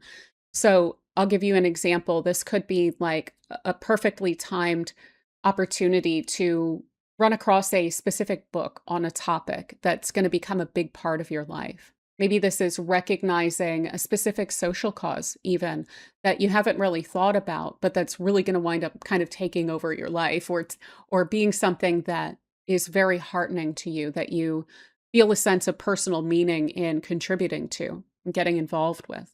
Additionally, you are likely to have some revelations, insights into your own leadership skills as well. This may be a weird level of visibility. Now, it's likely to be bumpy because what we have here is the sun is getting blotted out by that moon, and you may find that you are getting recognized and acknowledged in unusual ways and not getting recognized and not getting acknowledged in other different unusual ways. So I hope that that makes sense, but like there are certain times where you may feel weirdly like you're going under the radar, like you're not getting noticed, and then other times where you are standing out. But all of this is likely to be counter to what you would expect with the eclipse coming through here, and likely really rich with valuable insights and lessons and things like that as well about what do you like, how do you want to be seen, and when do you want to be seen. What else is interesting is that this is going to play into a lunar eclipse in Pisces later in the month. At the end of the month, on the 28th, we'll get a lunar eclipse in Pisces. That's going to be in your eighth house, which also has to do with attachments and approval and acknowledgement and give and take and things like this, and the aspects of ourselves, what we pour into other people and what we take on from other people as well. So again, it's likely to kind of play out on that more abstract, psychological, emotional level, where you end and others begin, and how can you reprioritize yourself in a significant way over the course of the coming year and maybe balance out or create stronger notions of where your boundaries are with other people as well. I'll be talking about that in the next video I publish. So next week we'll talk about that lunar eclipse in Pisces as well. But until then, I do hope that this solar eclipse is very exciting and very fun for you. It may put a lot of pressure on you. It may feel like there's a lot going on and that it's a little bit difficult to know like what tomorrow is going to look like. But hopefully you can kind of go with it and get a lot out of it. But yeah, until next time, thank you so much for spending this time with me.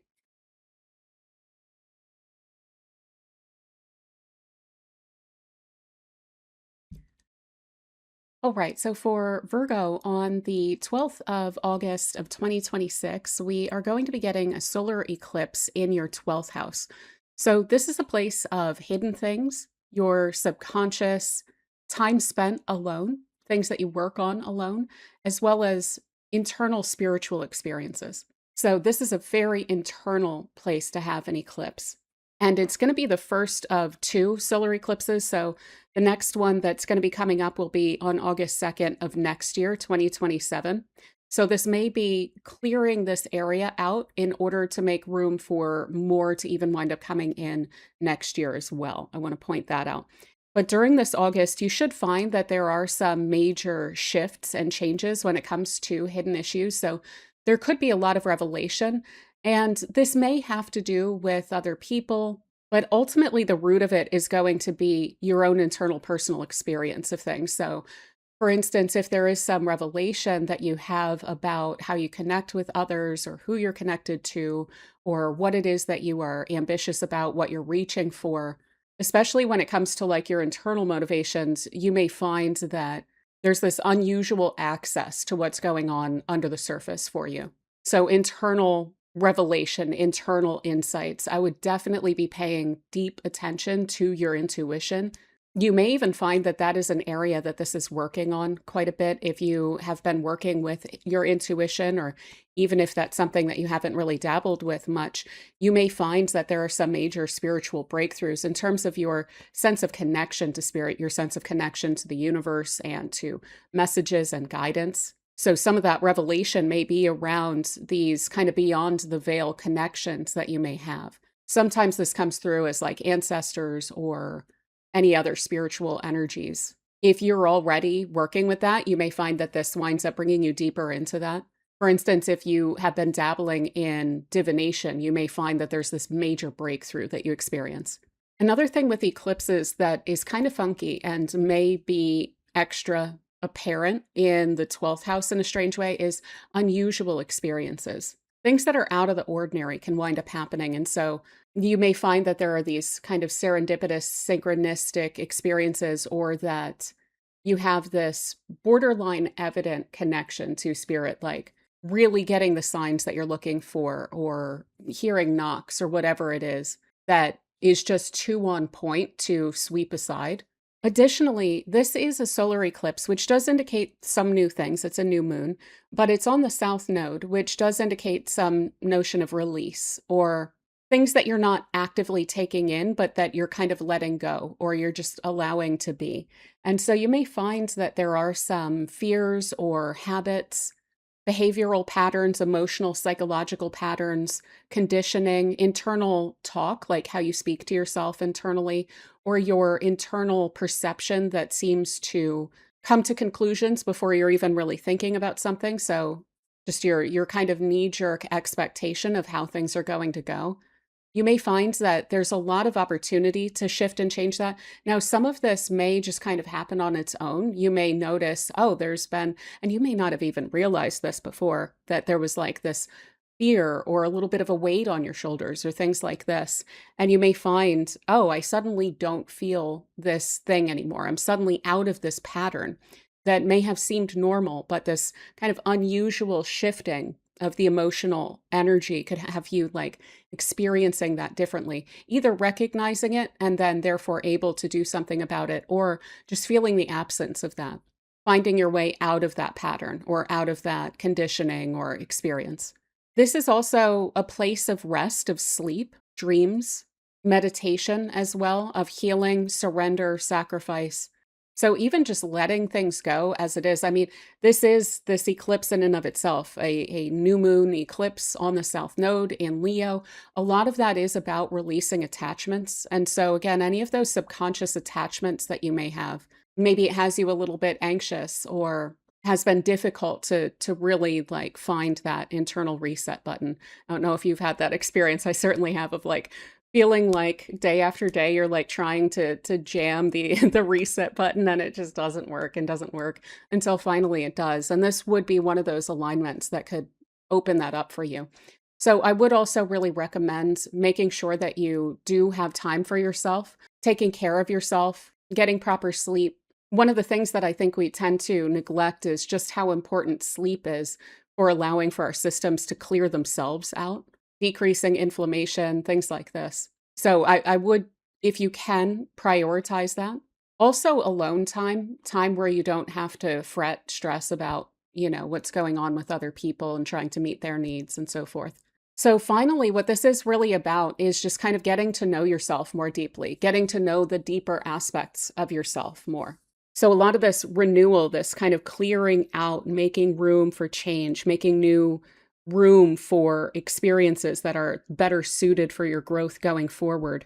A lot of this is going to kind of update you, put you in touch with a newer, lighter version of yourself. Again, this is an eclipse season. Usually during the season, it can be pretty intense in terms of the unusual experiences. It really keeps us on our toes. But try not to resist those shifts and changes. Again, especially the ones you feel internally, those are very real.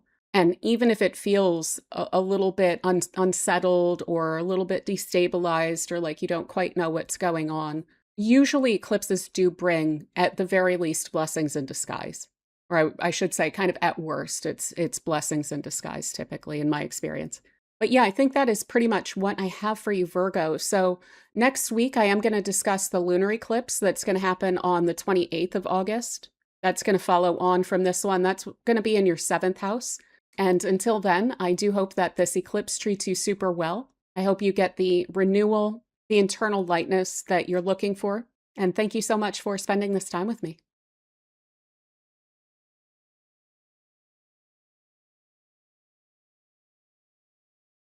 All right, so for Libra, on the 12th of August, there's going to be a solar eclipse in Leo, which is going to take place in your 11th house.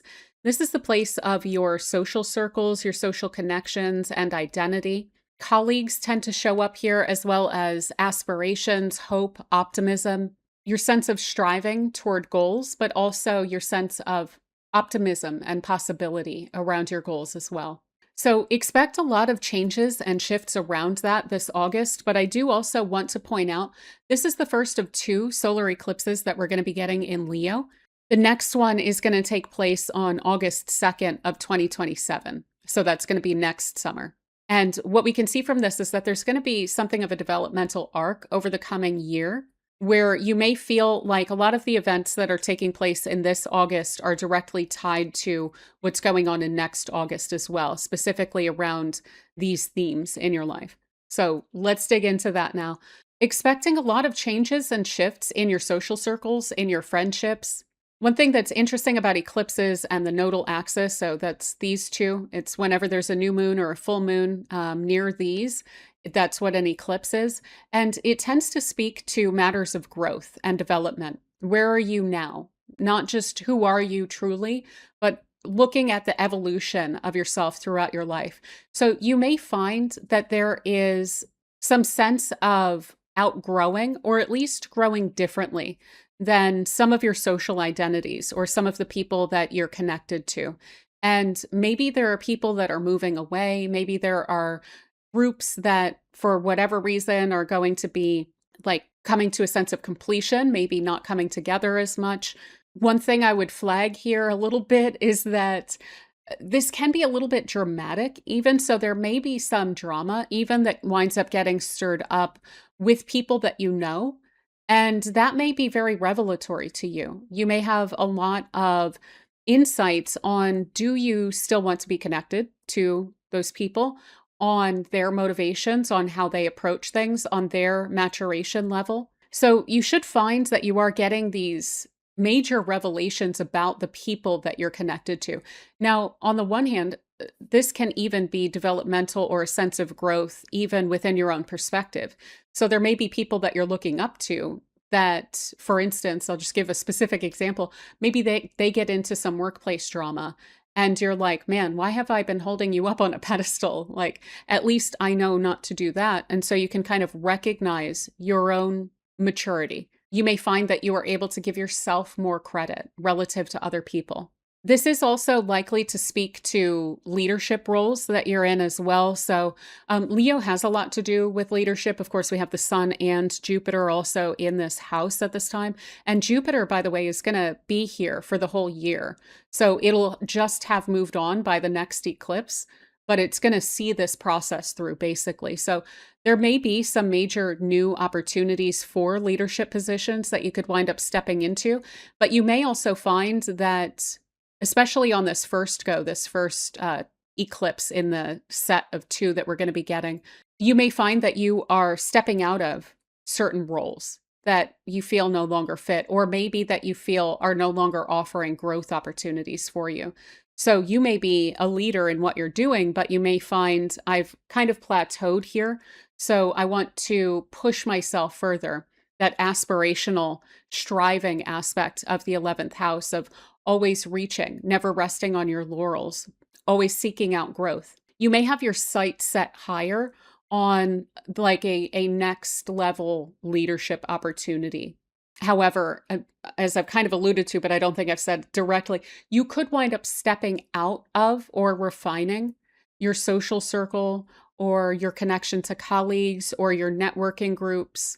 You may even wind up refining or releasing some aspirations, some goals, some paths that you've thought that you've been on or that you've felt like you've been following for some time, in order to create a sense of like clearing that out to make the room that's necessary for the changes that you're wanting, for the renewal that you're wanting, to open yourself up to new experiences that are better suited to your growth going forward.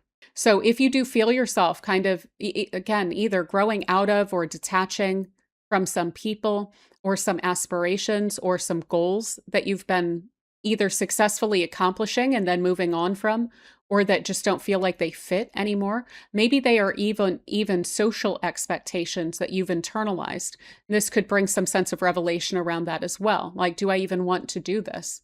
I would expect a lot of clarity around all of that, especially once we get out of August and we're out of that eclipse season, which can be a little bit bumpy when we're in it. It can feel like the social pressure is really ramping up and you're just kind of trying to get from day to day. And you may not actually be digging into it a whole lot in August, but a lot of that pressure, a lot of the unusual experiences, a lot of the insights that may have been latent that you've picked up on from other people can wind up then processing and giving you a sense of greater clarity about who do you really want to be connected with? What do you want to be pursuing? So yeah, I absolutely would expect over the coming year that there is going to be this kind of release of goals and embrace of new goals, making room. You may even want to seek out some new networking opportunities if that seems like it might be relevant to you. Like if you are wanting a promotion, but it's just not possible in the company you're working for instance, you could kind of put your feelers out there and see who you're able to connect to.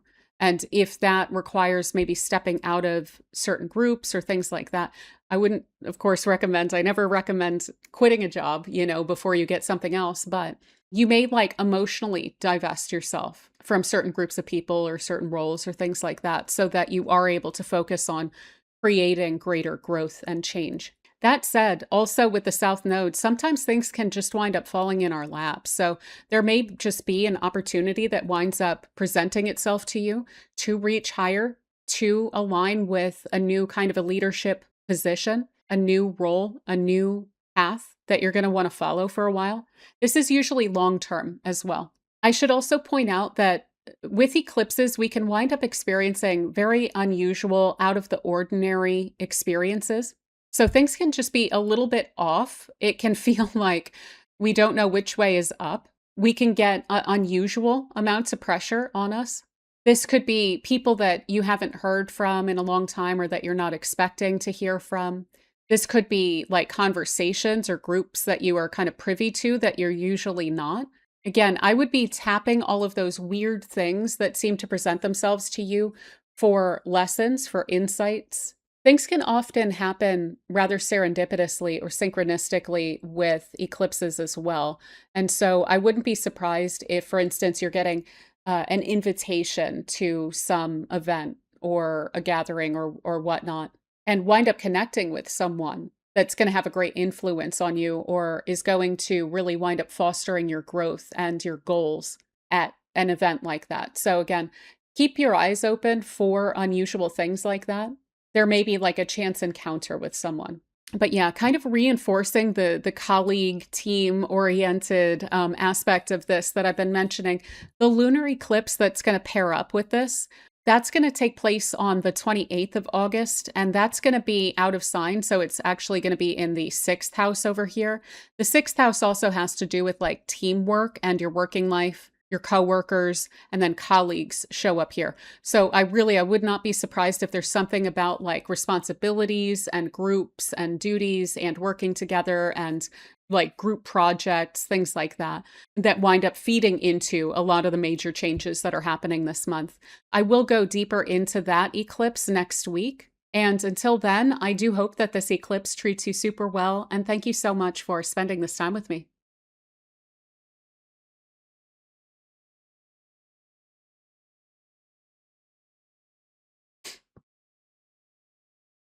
All right, so for Scorpio, on the 12th of August, we have a solar eclipse, which is going to take place in your 10th house.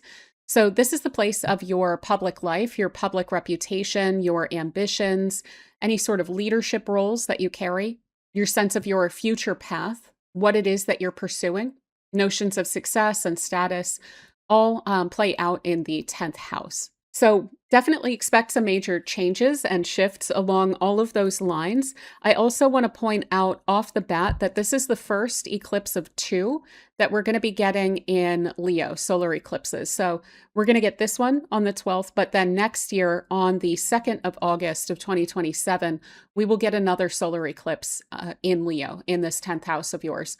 And so basically this is setting up something of an arc of a story that's going to develop over the course of the coming year. You are likely to feel a real backwind or feel like a lot of the major shifts and changes are taking place around August of 2026. But we're also then going to have another peak period of these shifts and changes that's going to be next August as well. And often it can feel like the changes that take place in the first eclipse wind up then coming to a sense of completion or fruition, or there can be a sense of clarity around why they needed to occur that way by the time we get to the next eclipse. So sometimes it can feel like a 1-2 step. So yeah, major crossroads here, major turning point potentially when it comes to any sort of ambitions that you have, your public life, your responsibilities, any sort of leadership roles that you carry, your status, your title. This could look like major developments, so opportunities opening up for you, maybe feeling like you are stepping into a new version of yourself out in your public life. So this could look like a promotion. It could look like some sort of like community leadership opportunity availing itself to you, an opportunity to kind of put yourself out there to present the best of yourself, maybe literally doing some kind of presentation or public speaking, getting noticed, getting recognition. And with Jupiter here, I would expect getting some sense of reward as well. So positive recognition. Now, you may find as well that literally your duties are shifting and changing during this time. So you're responsible for different things, and you may be taking that very seriously. This may be a peak period in terms of feeling really busy when it comes to your public life as well, feeling like you are kind of managing a lot of different things and trying to make the best impressions on anyone that's in a position of authority over you. Or for instance, if you run your own company, trying to make a really great impression on clients, maybe trying to push into a new market, open up new possibilities and new avenues of growth. Now, what's interesting about this eclipse, it's a new moon, so it does speak to a new cycle that's kicking off, but it's on the south node side, which highlights release. It highlights letting go of things that are no longer useful. And so rather than necessarily trying to over direct the changes that are taking place here, allowing for some clearing out, allowing for some sense of renewal in order to make room for the changes that are going to foster your growth going forward. So this isn't about measuring yourself by ambitions that you've held for like 10 years or something like this. You may actually want to go back and like basically to the drawing board. What is it that you're trying to accomplish? What is your ambition? What is your like public goal? So what are you trying to achieve out in the world? If there's any aspect of that that just doesn't really resonate anymore, that doesn't feel like it's something that you really want to attach yourself to anymore, what that can do, sometimes, of course, that can be bittersweet, especially if it's something that we were kind of after and we didn't actually wind up accomplishing, but doesn't really resonate anymore. What this can do is it can help to create, again, that space for growth, for a new goal, for new ambitions, for something that feels like it's actually going to offer you growth. This could even look like something you have accomplished. Maybe you have plateaued. Maybe you have kind of reached the pinnacle that you can in like on a given path. So within a specific company or within a specific field or in some kind of an organization. And what's required now is to pivot away from that old goal, that old ambition, and reach higher, reach for something new that is inspiring to you. Now, if you're retired, this could look like some major interests that you've been pursuing or some like public facing aspect of your life, maybe a major goal that you've been after, reaching that or recognizing that you basically already peaked in that, and then allowing for that new interest, that new goal to present itself so that you are able to continue to pursue growth. Again, if you're retired and you have children, this could even look like kind of recognizing I've taught my kids kind of all that I can on these different levels. Now I want to have more fun. And so maybe kind of releasing that role that you have played as like the guide or the leader for your children, taking less pressure on yourself to kind of run their lives as well. But yeah, ultimately, this should feel like a renewed sense of ambition and drive. It's very goal oriented. And so you may get a new vision of a future that you want to create for yourself. But you may also feel that spark of that kind of new adventure that this winds up bringing into your life. And a lot of that is probably going to come from coming back to a place of greater authenticity. So rather than kind of autopilot, again, pursuing what you've been pursuing, accomplishing what you're already identified with, etc., getting that new spark by looking at your goals, seeing what is really exciting you at this point. What are you truly enthusiastic about? And then pursuing success with a greater sense of personal authenticity about what you really want at this point. I will also say with eclipses, they can wind up bringing in just unusual experiences. So you may experience some weird things just kind of going on when it comes to your public life or your goals or where you're working or who you are working for. So sometimes this can literally show up as bosses. And there may just be unusual stuff that's going on there. So for instance, this could look like a restructuring or something that's going on, with the bosses or whatever with your company, a weird attitude, or someone just being kind of unusual or an unusual opportunity, maybe to initiate a project, to get involved with something. If something does seem to come up out of the blue, I would recommend leaning into that. I like that this has Jupiter with it, and it could create something of a major breakthrough, especially if you're literally looking for a career breakthrough, or if you're looking for a new spark and you're invited maybe into, again, a leadership position or getting involved in a group or something like that that's pursuing a goal. I would recommend getting on board because it may actually wind up lighting you up quite a bit more, especially because the lunar eclipse this time around, which is going to happen at the end of August. So the other one in this pair of the solar and lunar eclipse, that's actually going to be in Pisces, which is in your fifth house. So again, a lot of this is going to be about joy. What do you really love? What do you genuinely want to pursue? And how can you do so kind of more authentically?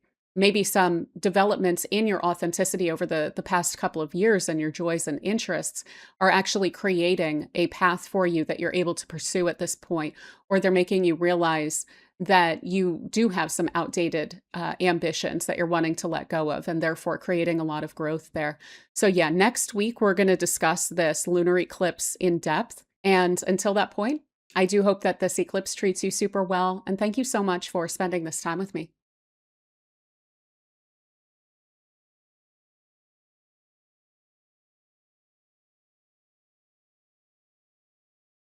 All right, so for Sagittarius, on the 12th of August, there's going to be a solar eclipse in Leo that's going to be taking place in your ninth house. So, this is the place of personal growth, of the expansion of your horizons. It has a lot to do with your belief systems, your worldview, your perspective. It can also literally speak to where we seek expansion. So, through travel, unfamiliar territory, education, and we tend to find a lot of inspiration in this place as well. This does also have to do with publishing. So we'll discuss that too. What I want to point out when it comes to this is that this is going to be the first of two solar eclipses, which are going to be creating a lot of shifts and changes in all these different areas of your life. So we're going to get this one in August and then next August on the 2nd in 2027. We're going to be getting a second one. So basically, this is setting up a kind of developmental arc in this area of your life that's going to be playing out over the coming year. And it will have these peak periods during this August and next August. Additionally, expect for a lot of the changes and events and experiences that you have in this area of your life this August to wind up kind of feeding into some developments that you'll then see next August as well. Usually there's a through line when it comes to series of eclipses. So yeah, when it comes to your belief systems, when it comes to your higher mind, your conceptual thinking, your sense of the world and your place within it, what you're capable of, expect a lot of changes along all of those lines. You may literally find that there are certain beliefs or certain ideologies or certain spiritual traditions, certain philosophies that you've strongly identified with for some time that is they're just not resonating anymore, or maybe you are having some revelations around those or some insights and finding that maybe you just don't resonate with them anymore, or maybe you're looking at them somewhat differently. Maybe you are finding that you've kind of come to the end of the road with something, or that you have achieved what you can with something. So, for instance, if this is a certain subject that you've studied for a long time, which can definitely be a thing in the ninth house, this could be saying, okay, I've studied this, I've got it. Now it's time to change. Now it's time to go and study something else and dig into a new area to pursue a greater sense of growth. What's interesting about this eclipse, it's of course a solar eclipse, so it's a new moon.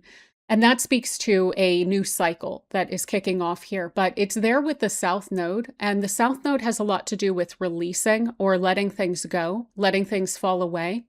And so, not over controlling situations, but just kind of going with the flow and allowing for things to clear out. So, this is ultimately about a sense of renewal when it comes to your personal sense of growth and your worldview, your philosophy, etc. Kind of clearing some of that out to make room for the changes that you're wanting to see, for new experiences that are going to be better suited to your growth going forward. So, recognizing perhaps that you have reached the pinnacle of something and that you're wanting to pivot towards something else, especially if there have been any like rigid philosophies or ideologies that you've strongly identified with or have felt very attached to. Those, I would say, are most likely to find themselves falling away during this period of time. And that could leave a lot of room for exploration of different perspectives. which can be incredibly invigorating, especially for Sagittarius. So, yeah, I would be seeking out different perspectives, unusual ideas, maybe even seeking out the ideas of other cultures. So, foreign philosophies, foreign people can wind up showing up in the ninth house as well. You may literally want to be engaging with an international group. You may also have an unusual opportunity present itself to you to travel somewhere unfamiliar. And I can only recommend that. It is likely to somehow catalyze a huge amount of growth for you, or a sense of expansion, even a sense of greater optimism and a sense of greater possibility. This can even wind up kicking off a phase or a cycle of education for you. So, this could be a course that you're wanting to take. It could be even an educational track that you're wanting to get on. But it could just come down to some kind of fascination that you're wanting to study. So, honestly, could be anything when we're dealing with the ninth house. But that hunger, that desire to learn, to gain greater knowledge is what shows up in the ninth, to absorb more information. You may even find that there are these unusual insights that you have to your own knowledge, to your own wisdom.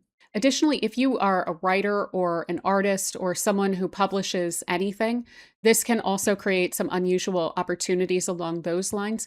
Now, one thing I would say is that it can be unusual in both ways, where things that you expect to not really gain a lot of traction wind up getting a lot of really great feedback and recognition. And then things that you are expecting to really be seen and be praised could even seem to not be noticed. So I would not lean into any sort of assumptions about what is going to be received by other people during this time. What we have with a solar eclipse is that the sun is literally blotted out by the moon. Now, Jupiter is there as well. So sometimes this is going to be like gaining a lot of ground when it comes to connecting with people and sharing, disseminating your knowledge to people. But again, sometimes it's going to be like, wow, no one understood what I was saying there, or there wasn't a response, or things like that. So yeah, again, I wouldn't take it personally, and I would not necessarily take that as a signal about how that's likely to go going forward. Although I will say that publishing is highlighted over the coming year plus. So what I would say with that is I would expect more of a kind of ability to control this area, or an ability to understand what will be well received in between the eclipses, especially since Jupiter will be coming through here as well. Another thing that I would expect in this area is a lot of inspiration. You may feel very like divinely guided, or there may be a lot of unusual growth opportunities that just seem to find themselves to your path. So I would certainly be on the lookout for exciting opportunities, kind of any sort, but especially that are unfamiliar to you. Around eclipses, we also wind up experiencing a lot of unusual events, a lot of unusual experiences. And so you may find that if, for instance, you are overseas, or if you are taking classes, that this is going to be a setting basically for you to witness some just weird events, things that kind of shouldn't happen or that you've never seen before. And you may actually find yourself stumbling into a greater sense of life experience from what you're able to witness as you're seeking a sense of growth. So also just kind of pay attention to the weird, off the wall, out of the ordinary things that wind up presenting themselves to you. Ultimately, what we have here is a huge amount of encouragement to explore unfamiliar territory in order to find a path of growth and meaning and purpose for you. And then to lean into the courage to follow that, to reach higher, to push yourself, to take up more space in the world. So this solar eclipse is going to be paired this time with a lunar eclipse that's going to be in Pisces, which will be in your fourth house. That's going to take place right at the end of the month as well. And so when it comes to all of this growth and pushing yourself and learning, sharing your ideas, opening your mind, it may have a lot to do with family, or that may be seeming to kind of weave into that. Maybe this looks like moving to a place that you've never lived before, or outgrowing a family role that you've carried for a while and kind of liberating yourself from that. We'll go deeper into that eclipse in next week's video. But until then, I do hope that this eclipse treats you super well. And thank you so much for spending this time with me.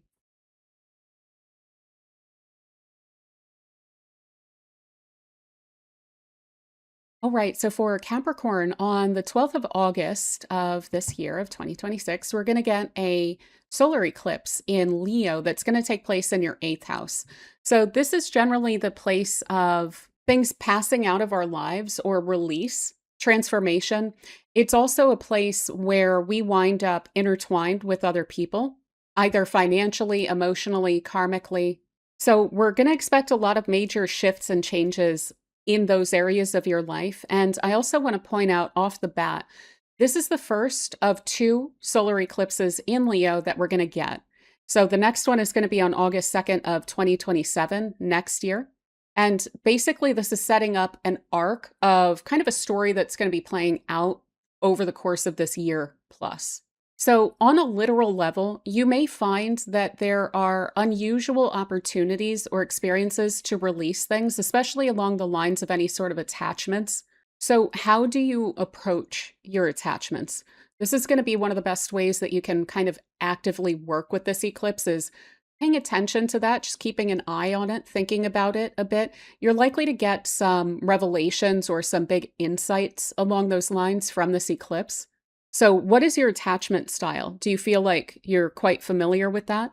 Do you have any dependency complications like codependency or being like an avoidant attachment, feeling like you have to be fully self reliant? Have you had any bad experiences with attachments? I think most of us have. And what are some of the scars or the scar tissue that you have along those lines? Could that be something of a fly in the ointment in connections that you have now or potential connections going forward? How do you look at your connections to people, especially like romantic relationships or those in which we are quite vulnerable? So sometimes that can even look like family connections, any sort of financial ties. Clarifying your expectations with yourself foremost, but then potentially also with partners around any sort of commitments. What are you expecting? What are you willing to offer? Very much understanding where you end and others begin. What do your boundaries look like? Do you trust other people? For a lot of people, I would say kind of increasingly so, unfortunately, just based on how the world is right now, I feel like that's a no from more and more people. So, where is some of that coming from? And how can you kind of solve for that so that maybe you are able to connect with people without over relying on a sense of trust that you might not be comfortable with? So, we can still connect with people without necessarily feeling beholden to them or feeling like our well being is somehow attached to them. Again, sometimes this is easier said than done, especially if there are any financial dependencies. If that is a case for you, I would not be surprised if this is going to be working on that, trying to free you up to some extent from that, trying to give you more options, bringing some of maybe the aspects of that to your awareness. It could even be around, like if there is a dependency that you have and you feel bad about it, there could be some clarification around you don't need to. Maybe this is bringing clarification around what you're bringing to the table, what you're offering, the fact that this is actually kind of an interdependent connection that's healthier maybe than you're even giving it credit for. So, yeah, looking at all of those kind of deeper aspects to your commitments with other people, that can create a sense of really deep transformation, especially around vulnerability. What's interesting too is that, so this is a solar eclipse. It's a new moon, which indicates a new cycle, but it's a big one, right? It's not only our new moon in Leo, which we only get once a year, but it's also an eclipse. So it's kind of a bigger deal, right? We actually only get those in phases of like 10 years or 18 plus years on the south node. And that's the other part of this that I want to clarify is like, this is a new moon that's on the south node. So the south node is much more passive than the north node. It's much more about allowing for things to be, kind of come what may. There's an ability to release things that's very special with the south node there. And it's kind of called for, at least like not feeling like you need to overly rely on this area or grasp onto it too hard or direct it too hard. So basically what I'm getting at is there's a lot of indications here that are reinforcing around the transformation that you can get through release. So if you at all identify with kind of having white knuckled some of your connections recently, that's probably going to wind up coming up under this, offering some opportunity to kind of let go, right? Now, that may be literally clearing out some commitments in terms of like literally letting some connections go or not being connected to some people anymore. But it doesn't necessarily have to be that way. Sometimes that kind of transformation is about allowing for a connection to take a different shape. So, aside from all the emotional stuff that we have spent quite a bit of time on, this is also a financial house. It has to do with resources that are directly connected to someone else. Now, that may literally look like restructuring some loans, finances, if there are income shifts in a partnership. This could certainly point to that. This could have to do with literal debts that you are looking at differently. Maybe there's going to be one that you're taking on. Maybe this is going to be about trying to really push to pay something off, to feel like you are released or freed from that burden, basically, or that obligation. Especially with this being kind of a year-long story, that may actually be something that you're strongly focused on this year is rebalancing your finances, especially any financial commitments that you have. There may be a shift if you are, for instance, married. There may be literally a shift or a change in your partner's income. Now, that could be growth on the face of it with Jupiter in the eighth house as well. That generally points to growth. Eclipses also tend to point to growth, but sometimes the way that they play out in the immediate moment is this kind of renewal or kind of clearing out to make room for more growth going forward. So if something's kind of holding us back, sometimes it can fall away such that we wind up pursuing something that's going to be better for us going forward. So if there are any bumps in the road when it comes to your partner's finances, in particular, I wouldn't fret too much about it, but I would really encourage them to like kind of reach a bit higher or to really evaluate like what are they truly wanting out of where their finances are coming from. Maybe it's not necessarily more money that they're going for, but it could be a greater sense of satisfaction. So other than all of that, one other thing I want to point out, eclipses can just create unusual experiences or weird things happening. So this is a potential financial house and it is tied to other people. So I would be looking at like where I want to put it like who has your like banking information, but I don't mean like freak out if your sibling has your card or something like that. More along the line, maybe, but like more along the lines of are there any connections like of companies to your banks or something like that, where there may be an unusual expense or an unusual charge or something like that? I would keep an eye open for that, paying attention to your bank statements for sure, paying attention to any shifts or changes in insurances. I wouldn't be overlooking that because this would look like a substantial change. So for instance, if you get one of those really boring long letters about, okay, this is your home insurance and we're updating, the terms or something like that, I would really look at that. Additionally, the eighth house can have to do with the emotional or psychological aspects of other people too. So hopefully there's not someone that's like unsettled or a little bit off that you are encountering during this time. I would not be making excuses for people. I would not be forcing yourself to interact with someone who's maybe kind of giving you a weird vibe. I would really trust your gut on who you're connecting with. Finally, this can speak to matters of death or people passing or pets even, or inheritances, wills, things like this. It doesn't literally need to come through that way, so I don't want to frighten you with that. But if there is, for instance, any sort of a will that needs to get sorted out and it looks really complicated, maybe it's heavy to deal with or whatnot, fortunately, Jupiter is here with this, so it should wind up turning out for the better. But it may just take some time. It may literally take the whole year until we get into like the next eclipse and maybe even a bit beyond for that to get sorted out.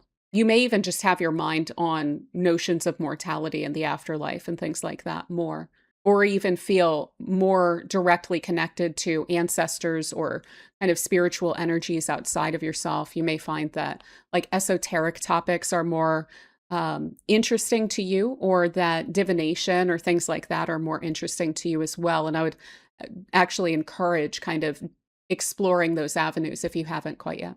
But yeah, this is also then going to wind up turning into later in the month, we're going to get a lunar eclipse in Pisces in your third house.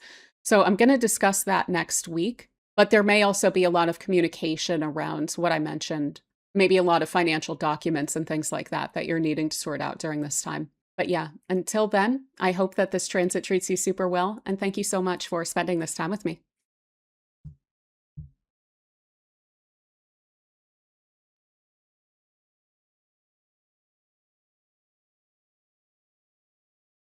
All right, so for Aquarius, on the 12th of August, we're going to get a solar eclipse in Leo, which is going to be taking place in your seventh house. And this is the place of your partnerships, your one on one relationships. Contracts can show up here, how you relate to others, what you're looking for in connections with others, and your experiences of all that. So, definitely expecting a lot of shifts and changes along these lines in August. But I also want to point out off the bat that this is the first of two solar eclipses in Leo that we're going to be getting. And so the next one is going to be on the 2nd of August of 2027. And so we may see that there's this kind of developmental arc that you're experiencing over the coming year of some developments, some changes in your relationships with other people, but that you're going to experience these kind of peak periods of unusual changes, unusual experiences in your connections this August and next August. So, yeah, straightforwardly, this indicates major turning points in your relationships with others.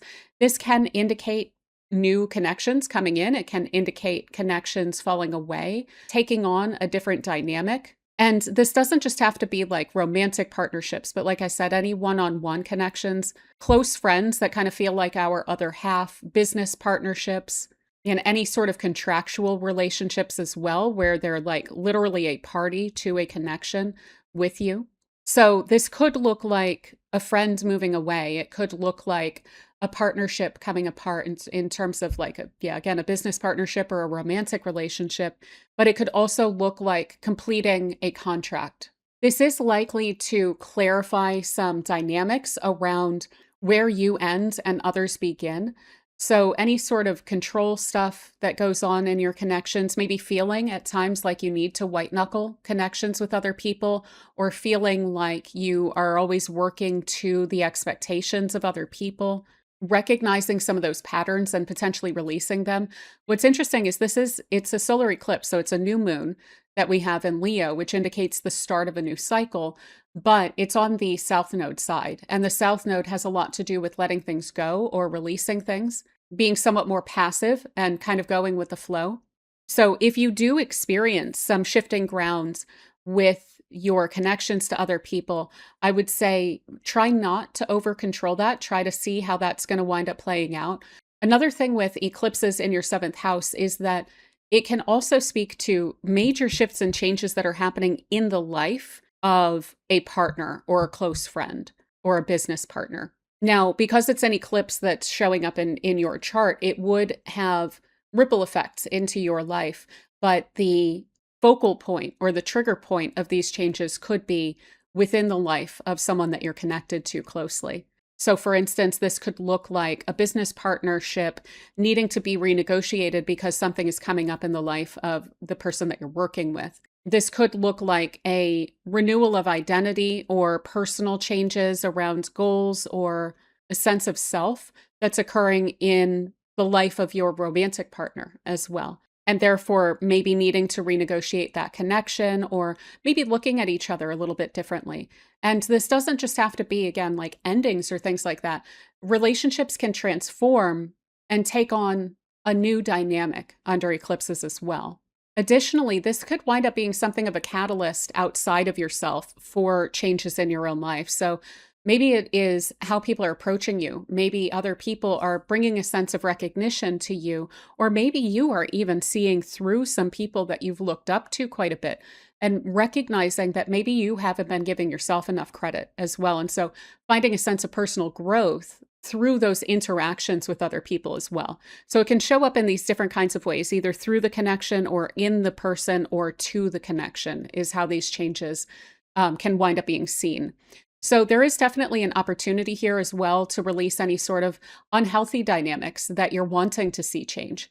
Bringing a sense of clarification around expectations, around what your commitments are, around what you are willing to pour into a connection and what you, again, expect in return for that, where your boundaries are, where you end and others begin, what your priorities are as opposed to or in relation to what other people's priorities are, and recognizing where that line is. So you may be actually like spending some cycles thinking about even discussing, because we have potentially fruitful conversations with both Mercury and Jupiter in this house under this eclipse as well. That may be something that you're needing to discuss with partners or, people that you're connected to. And those, like I said, they should be fruitful, they should be helpful. But you may even be like looking into relationships. How do they go? What's healthy? What's not healthy? What are you wanting? What should you be wanting? What is your attachment style to other people? Do you overly people please? Do you over identify with a partner? Things like this. You may be like spending a lot of cycles thinking about this as well. And yet, as I mentioned here, major changes to significant contracts, they could be beginning or ending. I wouldn't necessarily say that you need to like avoid starting a contract under this. It could be an unusual one. It may not go exactly as expected, but Jupiter being there should be somewhat helpful. Mercury helps with communicating terms, although again, the terms may wind up changing at some point in a connection as well. Yeah, ultimately, seeking a sense of more balanced one-on-one connections. Another thing that's important to keep in mind with this is that eclipses, they come in pairs. And typically, the pairs are going to be in opposite signs. So we just had a solar eclipse in Aquarius in February. And so this is pinging back and forth between your seventh house and your first. So your priorities, others, what are you wanting to do for yourself? How do your connections wind up fitting into that? It's likely to be a lot of your focus in the coming couple of years. Additionally, eclipses and the nodal axis itself also has a lot to do with growth. So, where are you at now, and how do you pursue growth from here? So, if you do find that there's a connection that is getting cleared out, I would recommend looking at that as an opportunity for a sense of renewal around relationships for you, that's making room for the changes that you're wanting to see in your connection, to create room for new experiences with people that are better suited for your growth and are going to be more supportive of your growth going forward. So if you do find yourself outgrowing someone, can absolutely be the case here. Again, I wouldn't necessarily recommend white knuckling that. See how that winds up playing out. Have the discussions maybe that need to be had, but try not to compromise yourself just to hold on to someone. Because like I said, this is part of a bigger story that is going to come up again next year. And some of the changes that we can see now are often going to be making space for what's going to be coming in a year. So on a very literal level, this could look like a romantic partnership breaking down now so that you can meet someone new in about a year, right? Finally, I would say eclipses also just draw in unusual experiences. So you may find that there's weird stuff going on in the lives of those that you're connected to. It could be really off the wall, might actually be like kind of amusing at times, just how many strange occurrences are happening to people around you. I will also say, though, that someone may be acting unusually, and that can be very revelatory. It can give you a lot of insights into them. However, I would maybe be patient and see how do they wind up behaving like in a month or so when this energy winds up wearing off as well. If someone's acting very out of character, that could just be part of that eclipse showing up in them. But yeah, this time around, the solar eclipse in Leo is actually going to be paired with an out of sign eclipse here. So we're going to get the lunar eclipse later in the month on the 28th, and that's going to be in Pisces. So that's going to be in your second house, which has a lot to do with your values and priorities, your personal resources, your time and energy and stuff like that. So that may also wind up weaving into some of this story. We will wind up digging into that next week. And until then, I do hope that this eclipse treats you super well. And thank you so much for spending this time with me.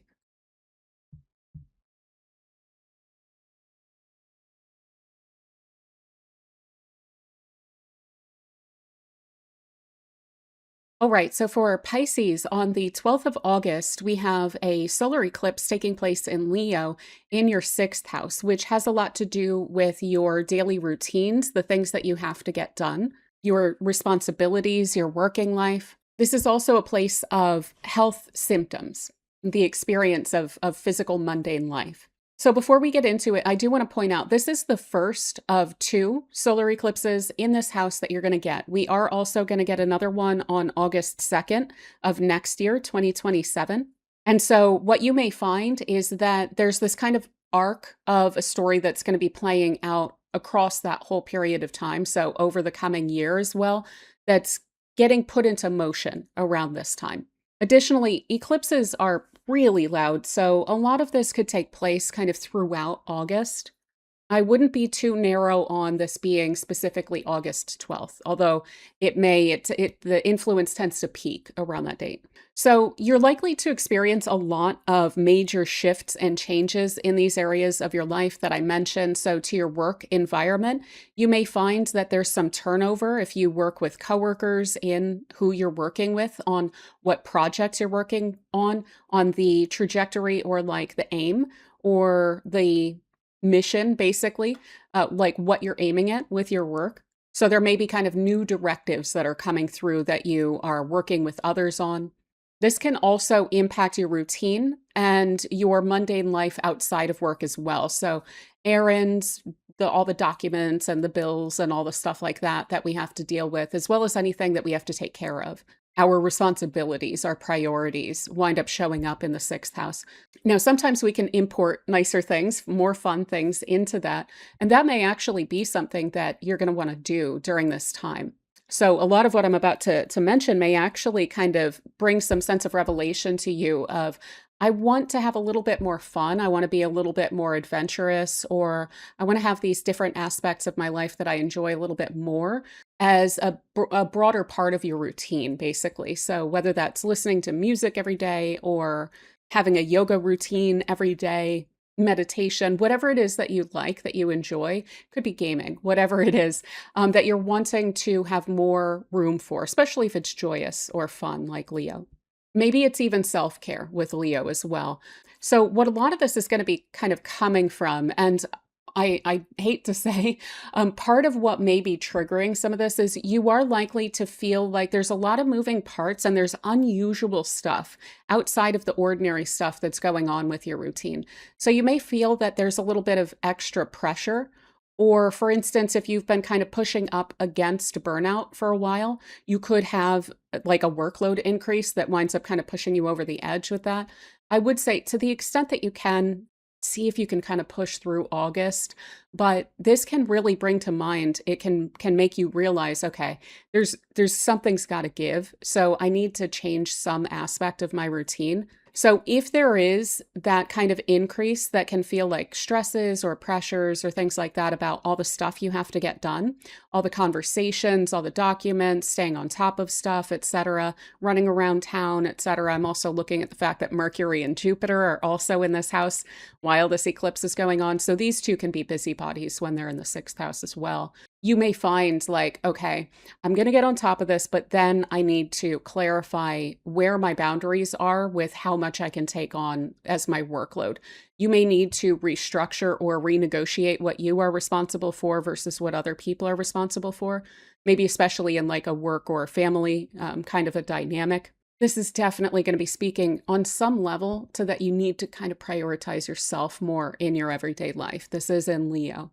So how is it during this time you can get on top of that, and then you can look at things and say, what gives me joy each day, and how can I make that a bit more of a part of my day? How can I maybe offload or delegate? Now, some of this may also center around and bring to mind some aspects of perfectionism as well. So if you are the type that kind of feels like, if I want something done right, I need to take care of it myself, that may be fueling some burnout as well. So maybe look at like, what is it that I am okay with not going perfectly well, and try and specifically offload that stuff. I would kind of expect though with Pisces that this is more of a matter of taking a lot of pride in being of service to others and wanting to help others out. But there's only so much that you can do with that. The whole cliche of like, you have to fill your own cup first, right? So yeah, ultimately this is about clearing out your routine, making room for change when it comes to that. And again, in the immediacy in August, I wouldn't be adding pressure onto yourself by saying, I need to figure out exactly all the changes that I need to make right now, but just taking note of, okay, I need to decrease the pressure here a little bit. How can I do that later? The eclipse can help to clear out some of what was on your plate, create that room so that you can make that change, and then have a better new experience suited to your growth going forward. So not just pushing through day after day or week after week, but genuinely having a different experience of your mundane life. I will also say eclipses tend to bring in unusual experiences, so weird stuff, for lack of a better term, playing out. And you may find that literally in the work environment, but any like just regular aspect of life, when you are taking care of things, when you're commuting, when you're grocery shopping, you may find that there are these either even maybe intuitive hits or people acting strangely and kind of bringing some sense of revelation to you. There's these kind of unusual breakthroughs. They may not be entirely like able to be evidenced. Again, some of this may be intuitive hits, but don't expect for your experience of regular life to just be the same during this period of time. Definitely expect out of the ordinary experiences there as well. Finally, I would also pay attention to any symptoms that you're having. One of the big things that can wind up coming through with the sixth house is all the symptoms that we get and the responses that we get from our bodies about being too stressed or overworking. So I would also be paying attention to any physical symptoms there, any sort of inflammation. Maybe there's even some awareness around an underlying issue, like a sensitivity, any sort of like invisible symptoms or things like that. You may feel more tapped into that, and that can be wonderful. With Jupiter there as well, anything that winds up coming to light is likely to be very helpful. So this could even show up as like a recognition of, oh, this cleaner is why I am coughing or sneezing or whatever. And maybe it's causing inflammation in your sinuses, which is making it more difficult to breathe, which is making you tired and stressed or something like that. Could be something you're eating, could be someone that you're dealing with that's over demanding, maybe isn't pulling their weight or isn't doing their responsibilities. And so you need to take care of them.